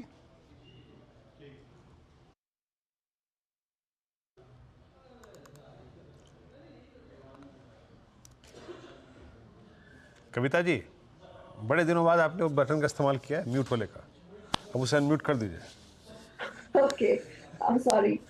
गोदरेज प्रॉपर्टीज पर बाय ट्रेड इनिशिएट करेंगे 2925 के लेवल पर मुझे लगता है 2970 2980 के प्राइस टारगेट के लिए आप गोदरेज प्रॉपर्टीज लेकर जाएं। स्टॉप लॉस मेंटेन कर सकते हैं 2900 का। कविता जी, बहुत दिनों से आपने वीरू को मौका नहीं दिया था, आज आपने दे दिया वो मौका वीरू को वो बात बोलने का। चलिए राजेश जी, आपका BTST ट्रेड क्या होगा? मुझे देखिए, मेरी नजर जो है वो सीमेंट सेक्टर पे है। मुझे लगता है कि सीमेंट में BTST यहाँ पे बन सकता है। तो इसमें से अगर एक चुनना है, then I would like to go long in JK Cement. इसका भी स्ट्रक्चर अच्छा है। मुझे लगता है अगर स्विंग ट्रेड की भी बात करें तो 4350 के आसपास का एक टारगेट 100 पॉइंट्स का यहाँ पे लेके काम हो सकता है। तो जेके सीमेंट लेके जाइए। स्टॉप लॉस होगा 4220 का। ओके, अच्छा, इससे पहले कि हम अब रीडिंग रूम चेक की तरफ बढ़ें, अब गौरांग जी से एक व्यू लेते हैं। गौरांग जी, मार्केट का क्लोज ठीक ठाक है, बहुत कोई अगर आप देखें गंगो नहीं है, लेकिन हाँ, क्योंकि ग्लोबल इवेंट है तो उसके मद्देनज़र आई थिंक थोड़ी सी बैकफुट पे आना बाजार ने ठीक समझा। आपका कुछ सरपिक इस वक्त जो ऐड करना चाहें आप आज इस डिप में? ऐसे तो मैं यूएस फेड को लेकर के वीरेंद्र, मेरे ख्याल से ओवर रिएक्शन देना जरूरी नहीं है। एक डविश कमेंट्री होगी, अकोमोडेटिव स्टैंड्स होगा और डेटा डिपेंडेंट अप्रोच होगा। इससे ज्यादा कुछ नहीं होने वाला है, ये मेरा अनुमान है। विकल्प अगर मैं लेना चाहूँ तो हाँ, ऊर्जा में हमें बहुत ऊर्जा नजर आ रही है और वहां पर ऊर्जा वितरीकरण और उसके साथ साथ ऊर्जा उत्पादन, क्लीन एंड ग्रीन एनर्जी में अगर जाना हो तो पावर ग्रिड मेरे ख्याल से आज करीबन 324 325 के आसपास काम कर रहा है। पावर ग्रिड एक बहुत ही बेहतरीन तरीके से इस स्टॉक की री-रेटिंग हो सकती है वीरेंद्र, बशर्ते कि आपके पास समय सीमा की कोई पाबंदी ना हो और लंबी अवधि का नजरिया। ओके, पावर ग्रिड 324.70 पे स्टार परफॉर्मर रहा है ये। बहरहाल अब एक निफ्टी और निफ्टी बैंक स्कीम पे लेके आइएगा, करीब 23,321 और बैंक निफ्टी करीब 49,874। अनुज, इंडेक्स ने अपने आप को उस ग्लोबल इवेंट के मद्देनज़र अलाइन कर लिया, बट इंडेक्स पे अप्रोच और व्यू क्या रहेगा क्लोजिंग के पर्सपेक्टिव से, कल के पर्सपेक्टिव से? मेरू लेवल्स थोड़े बहुत 19-20 होंगे, वरना आज और कल का निफ्टी का चार्ट सेम है। अगर आप देखें तो ऑलमोस्ट सेम चार्ट है निफ्टी और निफ्टी का, मतलब निफ्टी का कल का और आज का चार्ट। ठीक है, कल बस थोड़ा सा कम गैप अप हुआ था, आज थोड़ा ज़्यादा गैप अप हो गया। अदरवाइज वही उसी क्लस्टर में जाके अटके हम, कल का हाई और आज का हाई ऑलमोस्ट सेम है, वहीं पर जाकर अटके और वहीं से कोलैप्स हुए। कल डे लो पर बंद हो गए थे, आज एटलीस्ट वहाँ से थोड़ा ऊपर है। लेकिन मेरी एडवाइस ये रहेगी कि मैं ये मान के चल रहा हूँ कि आज फेड का आउटकम थोड़ा डविश होगा, क्योंकि जो डेटा पॉइंट्स रहे हैं रिसेंट पास के और जो बॉन्ड मार्केट बता रही है, मैं तो बॉन्ड मार्केट से जाता हूँ। यूएस की बॉन्ड मार्केट सबसे ज़्यादा लिक्विड मार्केट है और सबसे ज़्यादा स्मार्ट मनी वहाँ पर इन्वॉल्व होती है, तो वो मार्केट नॉर्मली यूजुअली गलत नहीं होती है, तो वो एक डविश टोन लेकर चल रही है। तो उसके हिसाब से मेरा ये मानना है कि आप अग्रेसिव अगर ट्रेडर हैं तो एक लॉन्ग पोजीशन लेकर जाएं। एक चीज़ आप कर सकते हैं, अगर आप लॉन्ग कैरी कर रहे हैं तो कल के ही, क्योंकि ऑप्शंस अभी भी महंगे हैं, थोड़े सा आउट ऑफ मनी कॉल्स बेच सकते हैं आप इंस्टेड ऑफ बाइंग पुट्स, क्योंकि पुट्स बाय करने का कोई मतलब नहीं है इस मार्केट में।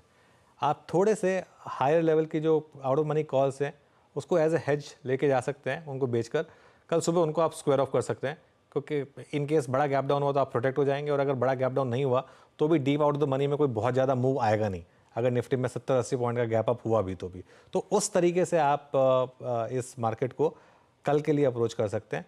और आज थोड़ी सी वॉलेटिलिटी बैंक निफ्टी की वजह से भी रही है वीरू, लेकिन बेस्ट स्ट्रैटेजी रहेगी कि आप लॉन्ग कैरी करें और हेज करने के लिए थोड़ा out of the money call को बेच दे, तो वो एक आपकी थोड़ी सी कॉस्ट भी कम कर देगा और थोड़ा सा आपको एक इवेंट रिस्क से भी कुछ हद तक प्रोटेक्ट कर देगा वीरू। ओके, तो इंडेक्स पे निफ्टी बैंक पर व्यू ये है, और slightly out of money call को यूज़ करिए अपनी, अगर आप देखें हेजिंग के लिए। और निफ्टी करीब 23,319 और बैंक निफ्टी 49,900 पे। अच्छा, एक चीज़ स्क्रीन पे लेके आइएगा, जो चीज़ आखिरी में बिल्कुल ही सिंक हो गई, दैट्स निफ्टी आईटी, और सुबह कहाँ खुला और क्रैक हो गया पूरा 34,539 पे, यानी पिछले 3 दिन के लोज और क्लोज ऑलमोस्ट सिमिलर है। ये देखिए, फिसल पट्टी होती थी ना, वही है बनी हुई है यहाँ पर। खैर, अब चलते हैं यतिन के पास। यतीन डीलर्स क्या चीज़ कर रहे हैं आज बाजार में इसमें? Good afternoon Veeru. दो स्टॉक्स जो फोकस में हैं, सबसे पहले एबी कैपिटल यानी आदित्य बिरला कैपिटल। यहाँ डीलर एसटीबीटी की सलाह दे रहे हैं। काफ़ी टाइम से बाजार में बातें चल रही हैं, यहाँ एक ब्लॉक डील हो सकती है और डीलर्स का स्पेकुलेशन ये है कि बहुत जल्द ये ट्रांजैक्शन हो सकता है और शायद इसीलिए उनको लगता है कि काउंटर में लोअर साइड पे 228 से लेकर 230 तक के लेवल्स देखने को मिल सकते हैं। इसके अलावा एचडीएफसी बैंक का ये एक स्टॉक है बैंकिंग सेक्टर में जो डीलर्स को पसंद है। लोअर लेवल्स पे काफ़ी सारे डोमेस्टिक फंड्स के एक्यूमुलेशन देख रहे हैं और डीलर्स के अगर आप माने तो पोजिशनली उनको लगता है कि 1600-1625 तक के टारगेट्स आ सकते हैं। तो एबी कैपिटल में सेल और एचडीएफसी बैंक में बाय का रिकमेंडेशन डीलर्स आज अपने क्लाइंट्स को दे रहे हैं।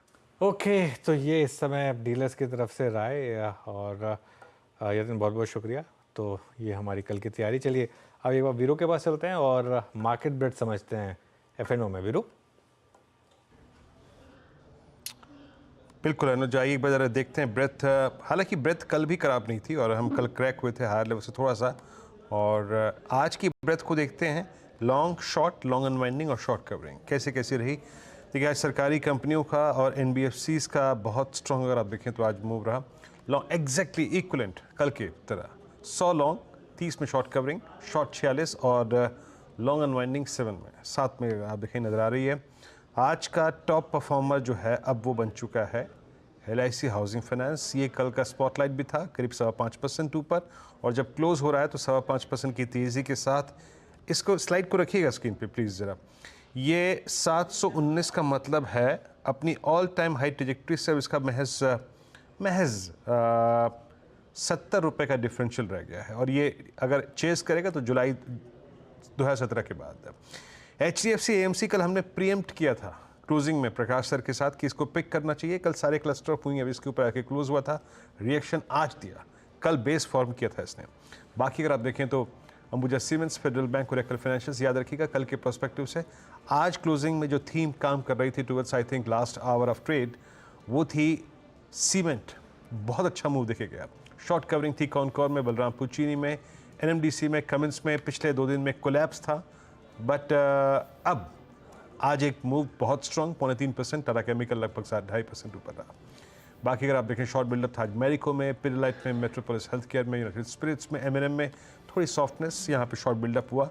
और लेके आइए जरा एक बार लॉन्ग अनवाइंडिंग का आंकड़ा, उसमें GMR एयरपोर्ट्स कल के एक बहुत वाइल्ड स्ट्रॉन्ग मूव के बाद आज बैकफुट पे रहा। डॉक्टर लाल पैथ, गुजरात गैस, साथ ही साथ ग्रेनुअल्स इंडिया और पॉलीकैब, ये कुछ काउंटर्स रहे जो कि आज थोड़ा सा बैकफुट पे रहे।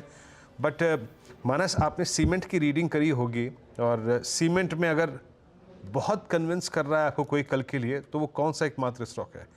क्या जिसे कहते हैं ना, stay with the leaders. UltraTech cement best इस वक्त प्लेसमेंट है इसकी? देखिए अल्ट्राटेक सीमेंट अभी काफी अच्छा लगता है, लेकिन अगर एक स्टॉक पिक करना होगा तो अंबुजा सीमेंट होगा। देखिए ये बिल्कुल तैयार है एक फ्रेश ब्रेकआउट के लिए और 675 676 के ऊपर निकलेगा तो यहाँ पर आपको 60-70 रुपए का आपको आराम से देखने को मिल जाएगा। तो अगर एक ट्रेड लेके जाना होगा इस स्पेस में तो अंबुजा सीमेंट होगा। स्टॉप लॉस लगाएंगे 657 पे, ये कैश लेवल्स हैं, लेकिन टारगेट आप 700 रुपए के भी सेट कर सकते हैं। ओके, बिल्कुल। मीनवाइल थोड़ा सा एंटी क्लाइमैक्स एक बार फिर से मार्केट के लिए और फिर से वो ऑल टाइम हाई की ट्रेजेक्टरी में जाकर। हालांकि एक चीज़ है, आज मार्केट ने ऑल टाइम हाई को क्रॉस किया और इंटरडे में ऑल टाइम हाई लगाया। उसके बाद येस अगेन हाई से स्लिप हुए, इनफैक्ट करीब करीब 100 पॉइंट से ज़्यादा स्लिप हुए हैं। अब हम अगर देखें तो इंटरडे हाई से, तो वो थोड़ा सा दिक्कत का कारण है मार्केट के लिए। एक पुश चाहिए मार्केट को जो शायद अभी मिल नहीं पा रहा है मार्केट को। IT सिंको जैसे वीरू ने बोला, उसके अलावा IT में TCS ने सबसे ज़्यादा नुकसान पहुंचाया मार्केट को। TCS रेड में जाकर बंद हुआ, बंद हो रहा है रादर। और रिलायंस जहां पर सुबह एक अच्छा मोमेंटम बन रहा था, रिलायंस में भी आज थोड़ी सी हायर लेवल पे प्रॉफिट बुकिंग आई। तो ये दो स्टॉक्स हैं जो दोनों वीरू हायर लेवल से स्लिप हुए, खासतौर से TCS। और बड़ा इंटरेस्टिंग है, अब तो निफ्टी सिर्फ 50-55 पॉइंट ग्रीन में रह गया है। वैसे मैं एक चीज़ देख रहा था, निफ्टी स्लिप हो रहा है लेकिन निफ्टी की कॉल्स नहीं गिर रही हैं। ये भी एक मैसेज दे रहा है आपको। हाँ, जरा प्लीज़ 22,500 की कॉल लेके आइएगा कल वीकली कॉन्ट्रैक्ट की जो कल एक्सपायर है। तो ज़रा उसके प्रीमियम को देखते हैं, उसके प्रीमियम को रीड करने की कोशिश करते हैं ज़रा। और मैंने ख्याल से जब लास्ट टाइम मैंने देखा था 23,500 थी 22 ये दिखाइए, मेरे ख्याल से ये थी 38-40 के आसपास जब हम कार्यक्रम की शुरुआत कर रहे थे, अभी करीब 24 पे है। ओके ठीक है, तो उतना शायद नहीं हुआ, और वहाँ से अगर आप इंडेक्स देखें तो अप्रॉक्सीमेटली 100-125 पॉइंट गिर चुका है। यस, तो वो बात कुछ हद तक सही है। और मैं एक दो स्टॉक्स और मार्क कर देता हूँ यहाँ पर जो अब अच्छा कर रहे हैं। इंडेक्स का प्रोस्पेक्टिव आपने अनुज से समझ लिया, और इंडेक्स की अप्रोच क्या है वो भी आपने समझ ली। एक बार लेके आइएगा आप इन्फोसिस। अभी जो आईटी का जिक्र हुआ ना यहाँ पे, इन्फोसिस आपकी स्क्रीन पे आएगा। इट्स 1484 सिंक होने वाले काउंटर्स में सबसे ऊपर ये है, और इसने आज 2 एवरेजेस को तोड़ दिया। कविता जी, आपकी रीडिंग क्या कह रही है इन्फोसिस पे?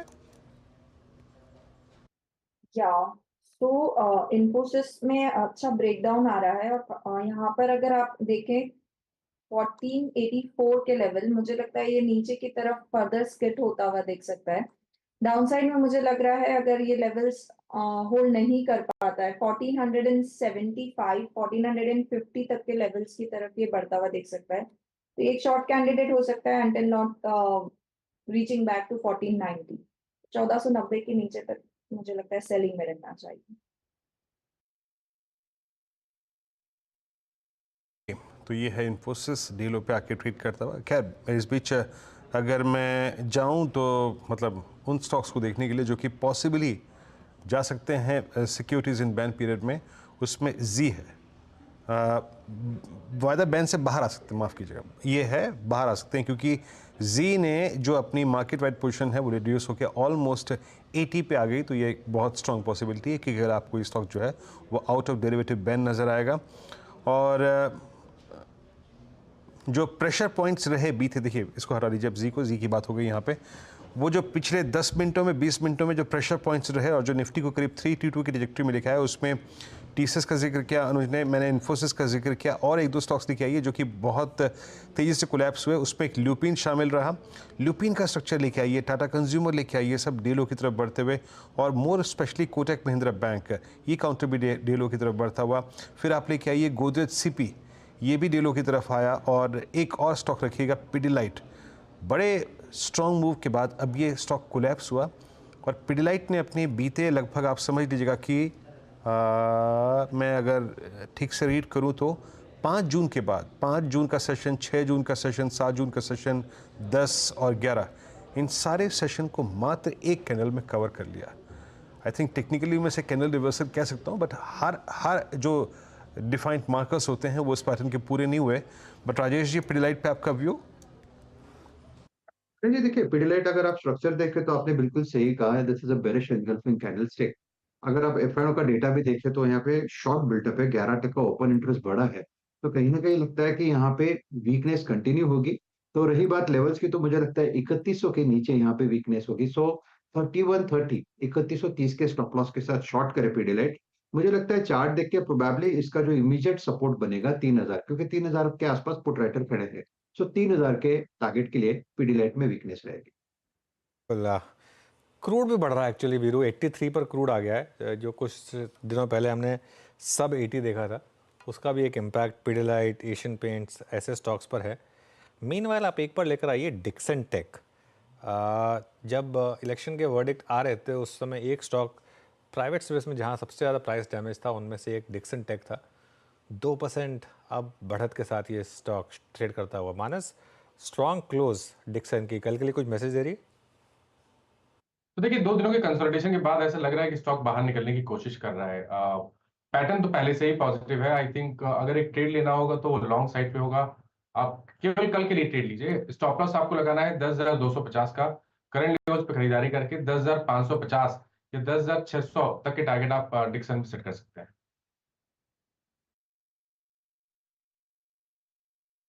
वाकई एक अच्छे क्लोज की तरफ बढ़ता हुआ। कुछ काउंटर्स इरिस्पेक्टिव द फैक्ट कि बाजार ने क्या किया क्या नहीं किया, बहुत अच्छे क्लोज की तरफ बढ़ रहे हैं। उसमें डिक्सन है शामिल, उसमें आप देखिए पूरा का पूरा सीमेंट आपके स्क्रीन पे जो आज अच्छा मूव देखे गया।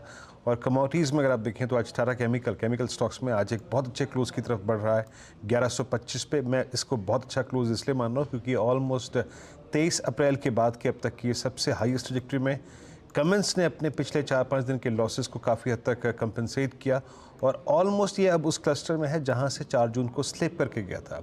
और ये जो सन टीवी है 778 पर, याद रखिएगा ये अब अपने ऑलमोस्ट, अच्छा गौरांग है क्या डायरेक्टर साहब, बताइएगा स्क्रीन पे मेरे को एक बार, 779 पे सितंबर 18 के बाद सबसे हाईएस्ट क्लस्टर पे। गौरांग, ये नई पॉलिटिकल इक्वेशन जो एस्टेब्लिश हुई है उसमें आई थिंक सन टीवी का चलना लाजमी था, बट मीडिया स्टॉक्स में आप सन टीवी को कहाँ प्लेस करेंगे? और 780 के प्राइस पे अगर आपका कोई प्राइस आउटलुक हो, ये स्टॉक अंडर कवरेज हो, तो आपका व्यू? बिल्कुल कवरेज में नहीं है, और जैसे मैं जिक्र कर रहा था, शायद मेरे इंटरनेट कनेक्टिविटी खराब थी, कि जो पॉलिटिकल कनेक्शन है उसको लेकर के हम थोड़े बहुत ही एक फ्रजाइल सिचुएशन आती हुई दिखती है। इसमें कोई दो राय नहीं है कि हाँ, आगे जा करके जिस प्रकार के बुके ऑफ चैनल्स खास करके दक्षिण भारत में इनके पास है और जो मार्केट शेयर है अच्छा हो सकता है, लेकिन बिकॉज ऑफ पॉलिटिकल कनेक्टिविटी हमने इसको हमारी कवरेज से दूर रखा। हाँ बिल्कुल, सवाल पहले पूछा था मैंने गौरांग से, तब शायद इंटरनेट का इशू हुआ था। अब एक दो स्टॉक्स और देखते हैं ज़रा एक बार। अच्छा, मेटल्स में बड़े इंटरेस्टिंग मूव्स आ रहे हैं, बहुत बहुत इंटरेस्टिंग पिक्यूलियर मूव्स हैं। एक बार दो स्टॉक्स लेकर आइए, एक तो हिंडाल्को और एक NMDC। बहुत इंटरेस्टिंग, हिंडाल्को डे लो पर बंद हो रहा है और NMDC डे हाई पर बंद हो रहा है। NMDC लेकर आइए, ये देखिए क्या शानदार मोमेंटम NMDC में, 3.2% हायर। हिंदुस्तान कॉपर भी डे हाई पर बंद हो रहा है, लेकिन हिंदुस्तान कॉपर की ज़्यादा बात करेंगे नहीं क्योंकि बैन में है वो, लेकिन हिंदुस्तान कॉपर में भी ठीक ठाक मूव्स थे। लेकिन NMDC, राजेश जी NMDC का चार्ट देखिए, कुछ लग रहा है अच्छे मूव्स आ रहे हैं यहाँ पर। आज थोड़ी शॉर्ट कवरिंग दिख रही है यहाँ पर। जी जी अनुज, और आज देखिए आज पूरे बाजार की वोलेटिलिटी के सामने इसमें रिलेटिव स्ट्रेंथ बहुत अच्छी है। मुझे लगता है NMDC आज नहीं चला तो कल चलेगा। इसका जो टारगेट होना चाहिए अनुज जी, वो रहेगा 274 का, इनिशियली 274 के बाद 280। तो NMDC का देखिए लॉन्ग साइड का ट्रेड है। अगर ओपन इंटरेस्ट भी देखे, जो मैंने अभी नोटिस किया, तो ओपन इंटरेस्ट घट रहा है, इसका मतलब शॉर्ट कवरिंग हो रही है, तो बाय करे। स्टॉप लॉस होगा 258 का। बिल्कुल, तो NMDC पर एक कॉल लिया जा सकता है। मीनवाइल जैसा बीरू ने भी कहा था, IT स्टॉक्स में थोड़ी सी एक हायर लेवल से प्रॉफिट बुकिंग आई, TCS ने उसको लीड किया। लेकिन दूसरी तरफ एक बार आप वापस लेकर आइए चार्ट SRF का। SRF तो कमोडिटी स्टॉक्स, दीपक नाइट्राइट, ये कुछ स्टॉक्स हैं जो इस समय डे हाई पर बंद हो रहे हैं। उसके अलावा एक आध और स्टॉक्स जहाँ पर थोड़ा सा मोमेंटम टुवर्ड्स द एंड आपको दिखाई देगा, उसमें पिरामल एंटरप्राइजेस है। ITC में आज एक थोड़ा सा रिवर्सल है कंपेयर टू येस्टरडे, वो स्टॉक स्ट्रॉन्ग है। दूसरी तरफ जहाँ तक वीक स्टॉक्स की बात है, आप एक बार एक्सिस बैंक लेकर आइए। एक्सिस बैंक काफ़ी इंटरेस्टिंग क्लोज दिखा रहा है इस समय। कविता जी, एक्सिस बैंक एक बार देखिए, डे लो पर बंद हो रहा है ये स्टॉक। वैसे स्ट्रॉन्ग स्टॉक है, लेकिन आज का प्राइस मूव कुछ पिक किया यहाँ पर। अपने 10 EMA को जब तक ये होल्ड किए हुए हैं, तब तक मेरे लिए ये एक बाइंग अपॉर्चुनिटी की तरह ही होगा। सो 1186 के लेवल पर है, मुझे लगता है डिप्स को बाइंग अपॉर्चुनिटी की तरह देखें। 1180 1170 की रेंज में अगर ये मिलता है तो यहाँ पर एक बाय ट्रेड इनिशिएट होना चाहिए। इनिशिएट होना चाहिए। अच्छा वीरू, मैं जो वो कॉल्स की बात कर रहा था, खैर आपने 23,500 की बात की, मैं थोड़ा और नियर टर्म की कॉल देख रहा था। 23,400 की कॉल देख लीजिए फॉर एग्जांपल। 23,400 की कॉल जब हमने शो शुरू किया था ये वाला, और अभी वहीं पर है, एग्जैक्टली उसी लेवल पर है। तब भी 50-55 के करीब थी, अभी भी 50-55 के करीब ही है। और निफ्टी उस समय से अब में देख लीजिए कितना कूल ऑफ हो चुका है हाई से। तो ये बहुत इंटरेस्टिंग है कि प्रीमियम गिरा ही नहीं कॉल्स का towards the end. I think ये इंटरेस्टिंग है। इसके लिए मैं कह रहा था कि अगर आप चाहें तो एक, क्योंकि कॉल्स काफ़ी महंगी हैं, तो हेज करना हो तो थोड़ी दूर की कॉल्स को बेच कर आप हेज कर सकते हैं, अगर आप लॉन्ग पोजीशन कैरी करना चाह रहे हैं फ्यूचर्स में तो। वाकई। अच्छा, मैं स्लाइटली आउट ऑफ में चला गया था, और वो कॉल जो है ना वो 23,500 की, वो वैसे भी कॉल राइटर्स के लिए एक बहुत अच्छा गढ़ था, तो उसका प्रीमियम थोड़ा स्लाइड भी किया। लेकिन हाँ, 23,400 की कॉल की अगर मैं इंट्राडे चार्ट्स को देखूँ तो वो इतना कोलैप्स नहीं हुए। मीनवाइल एक स्टॉक और मार्क करता हूँ आपकी स्क्रीन पे, इससे पहले कि हम क्लोजिंग की तरफ बढ़ें। एक बार स्क्रीन पे रखिएगा एशियन पेंट्स। मैं मार्क इसलिए कर रहा हूँ सिर्फ क्योंकि इंट्राडे में इसमें एक रिकवरी आई थी आज ड्यूरिंग द डे, जब मतलब इसने एक समय करीब 10:36 के आसपास 2866 का लो भी लगाया, फिर 2866 के अगेंस्ट लगभग 2905 के आसपास क्लोज आता हुआ, तो क्लोज फिर भी सेटिस्फैक्ट्री है। निफ्टी करीब 23,306 पे और आप एक दो स्टॉक्स देख लीजिए जिनमें अच्छा मूव रहा, जिनमें आई थिंक इस लास्ट की 1 घंटे के डब्ल्यू का बिल्कुल इम्पैक्ट नहीं था। एक बार आप एक स्टॉक और रखिएगा जिसकी कॉल्स ऑलमोस्ट इस वक्त डे हाई पे ट्रेड करी, दैट्स NMDC, करीब करीब 263-70 पे डे हाई पर। बड़ा चैलेंजिंग रहा बीते 1 घंटे का बाजार, क्योंकि आप शॉर्ट कर नहीं सकते आई थिंक, और लॉन्ग की अप्रोच जो थी वो भी काम करी, लेकिन आखिरी में इंडेक्स स्लाइड हुआ। बहुत ज़्यादा स्टॉक्स थे नहीं बात करने लायक, लेकिन थोड़ा ये आखिरी का 1 घंटे डिफिकल्ट रहा, specially considering I think globally. लेकिन चलते हैं इस क्लोजिंग को देखने के लिए, अनुज के पास पड़ी ball. Anuj, over to you.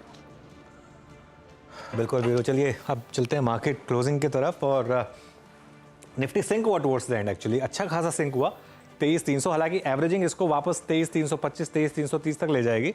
तो इसके लिए ये भी एक और कारण है कि टुवर्ड्स द एंड इतना कॉल्स में कोलैप्स आया नहीं। बैंक निफ्टी लेकिन towards the end complete collapse, 49,788 पर बैंक निफ्टी सिर्फ 82 पॉइंट ऊपर रह गया। निफ्टी IT जो सुबह 300-400 पॉइंट ऊपर था, बंद हुआ एकदम फ्लैट। मिड कैप इंडेक्स करीब करीब 1% ऊपर बंद हुआ, और स्मॉल कैप इंडेक्स करीब करीब 1.25% ऊपर। और एडवांस डिक्लाइन 1660 बढ़ने वाले शेयर, 765 गिरने वाले शेयर आपको स्क्रीन पर दिखाई देंगे। तो कुल मिलाकर मार्केट ठीक ठाक था, क्योंकि मिड कैप और स्मॉल कैप ने संभाला हुआ था। हालांकि निफ्टी और बैंक निफ्टी और even Nifty IT higher level से थोड़े से स्लिप जरूर हुए थे। चलिए आप जरा एक बार निफ्टी का हीट मैप लेकर आते हैं। ओके, सेक्टोरल ब्रेड देख लेते हैं एक बार, जरूरी है। FMCG 0.5% नीचे था, उसके अलावा बाकी सारे सेक्टोरल इंडिसेस ग्रीन में थे, हालांकि थोड़ा ऑफ द हाइज हुए। लेकिन PSU बैंक 1% ऊपर और CPSE इंडेक्स 0.25% ऊपर। ये अभी भी आपको बता रहा है कैपिटल गुड्स इंडेक्स 1% ऊपर की अभी भी इकोनॉमी फेसिंग स्टॉक्स पर मार्केट बेट ले रही है, ये क्लियरली विजिबल है स्क्रीन पर। चलिए अब जरा निफ्टी का हीट मैप देख लेते हैं और देखते हैं कि कहाँ पर तेजी थी, कहाँ पर मंदी थी। ये आपके लिए निफ्टी का हीट मैप। सबसे ऊपर PSU stocks, Coal India, Power Grid, उसके बाद Eicher Motors, SBI life, Tech Mahindra आज सुबह स्पॉटलाइट में था, हालांकि पूरा IT सिंक हुआ लेकिन टेक महिंद्रा फिर भी बचा रहा। श्रीराम फाइनेंस, NTPC, ये कुछ और स्टॉक्स थे, BPCL जहाँ पर तेजी थी। Lever, Mahindra and Mahindra, Britannia, Titan और एक्सिस बैंक, ये कुछ और स्टॉक्स थे जो आज लोअर साइड पर थे। कुल मिलाकर ये कहा जाए कि all time high close, Nifty का ये क्लोज ऑल टाइम हाई के ऊपर होगा। पिछला ऑल टाइम हाई क्लोज 23,290 था, उसके हिसाब से वीरू क्लोज अभी भी ऑल टाइम हाई पर ही है, तो उस हिसाब से तो खैर ठीक ठाक है। वीरू बिल्कुल क्लोज उस लिहाज से ठीक ठाक है, और हमें थोड़ा सा देखिए स्पेस इस ग्लोबल इवेंट को भी देना पड़ेगा। बहरहाल जरा एक बार टीम्स को देखते हैं। आज आपने इस क्लोज को देखा, टीम्स जो आज सुबह यतिन और आशीष ने पिक की थी, उनमें से जो बेस्ट ट्रेड्स थे वो क्या करके गए, कैसा करके गए, उन स्टॉक्स को स्क्रीन पे दिखाइएगा। सीधा सौदा की टीम्स में से पहले यतिन की टीम आएगी, और इसमें Om metals, BL Kashyap short call थी, उसके बाद LT वाइट्री, क्रेस्कॉर्प, इन्होंने करीब 0.5% की मूव दिए। आशीष की टीम में जो स्टॉक्स आज अच्छा करके गए उसमें सबसे ऊपर थे आज TVS सप्लाई चेन, आईविल केमिकल, प्रदीप फॉस्फेट्स और गो डिजिट को यहाँ पे 1% का स्विंग मिला आपको। खैर ये दिन भी बीत गया, ऑल टाइम हाई पे क्लोज हुआ और इंडेक्स बाद में थोड़ा रिप्लेस भी हुआ। पर ये पूरा पैनल अनुज, मैं, हर्षदा, आशीष, कल सुबह आपसे फिर मुलाकात करेंगे, देखते हैं US महिला क्या होता है। Let's hope for the best. कल पूरा पैनल आपसे फिर कल मुलाकात करेगा सुबह सुबह मॉर्निंग कॉल में, उसके बाद मुनाफे की तैयारी में। तब तक के लिए नमस्कार।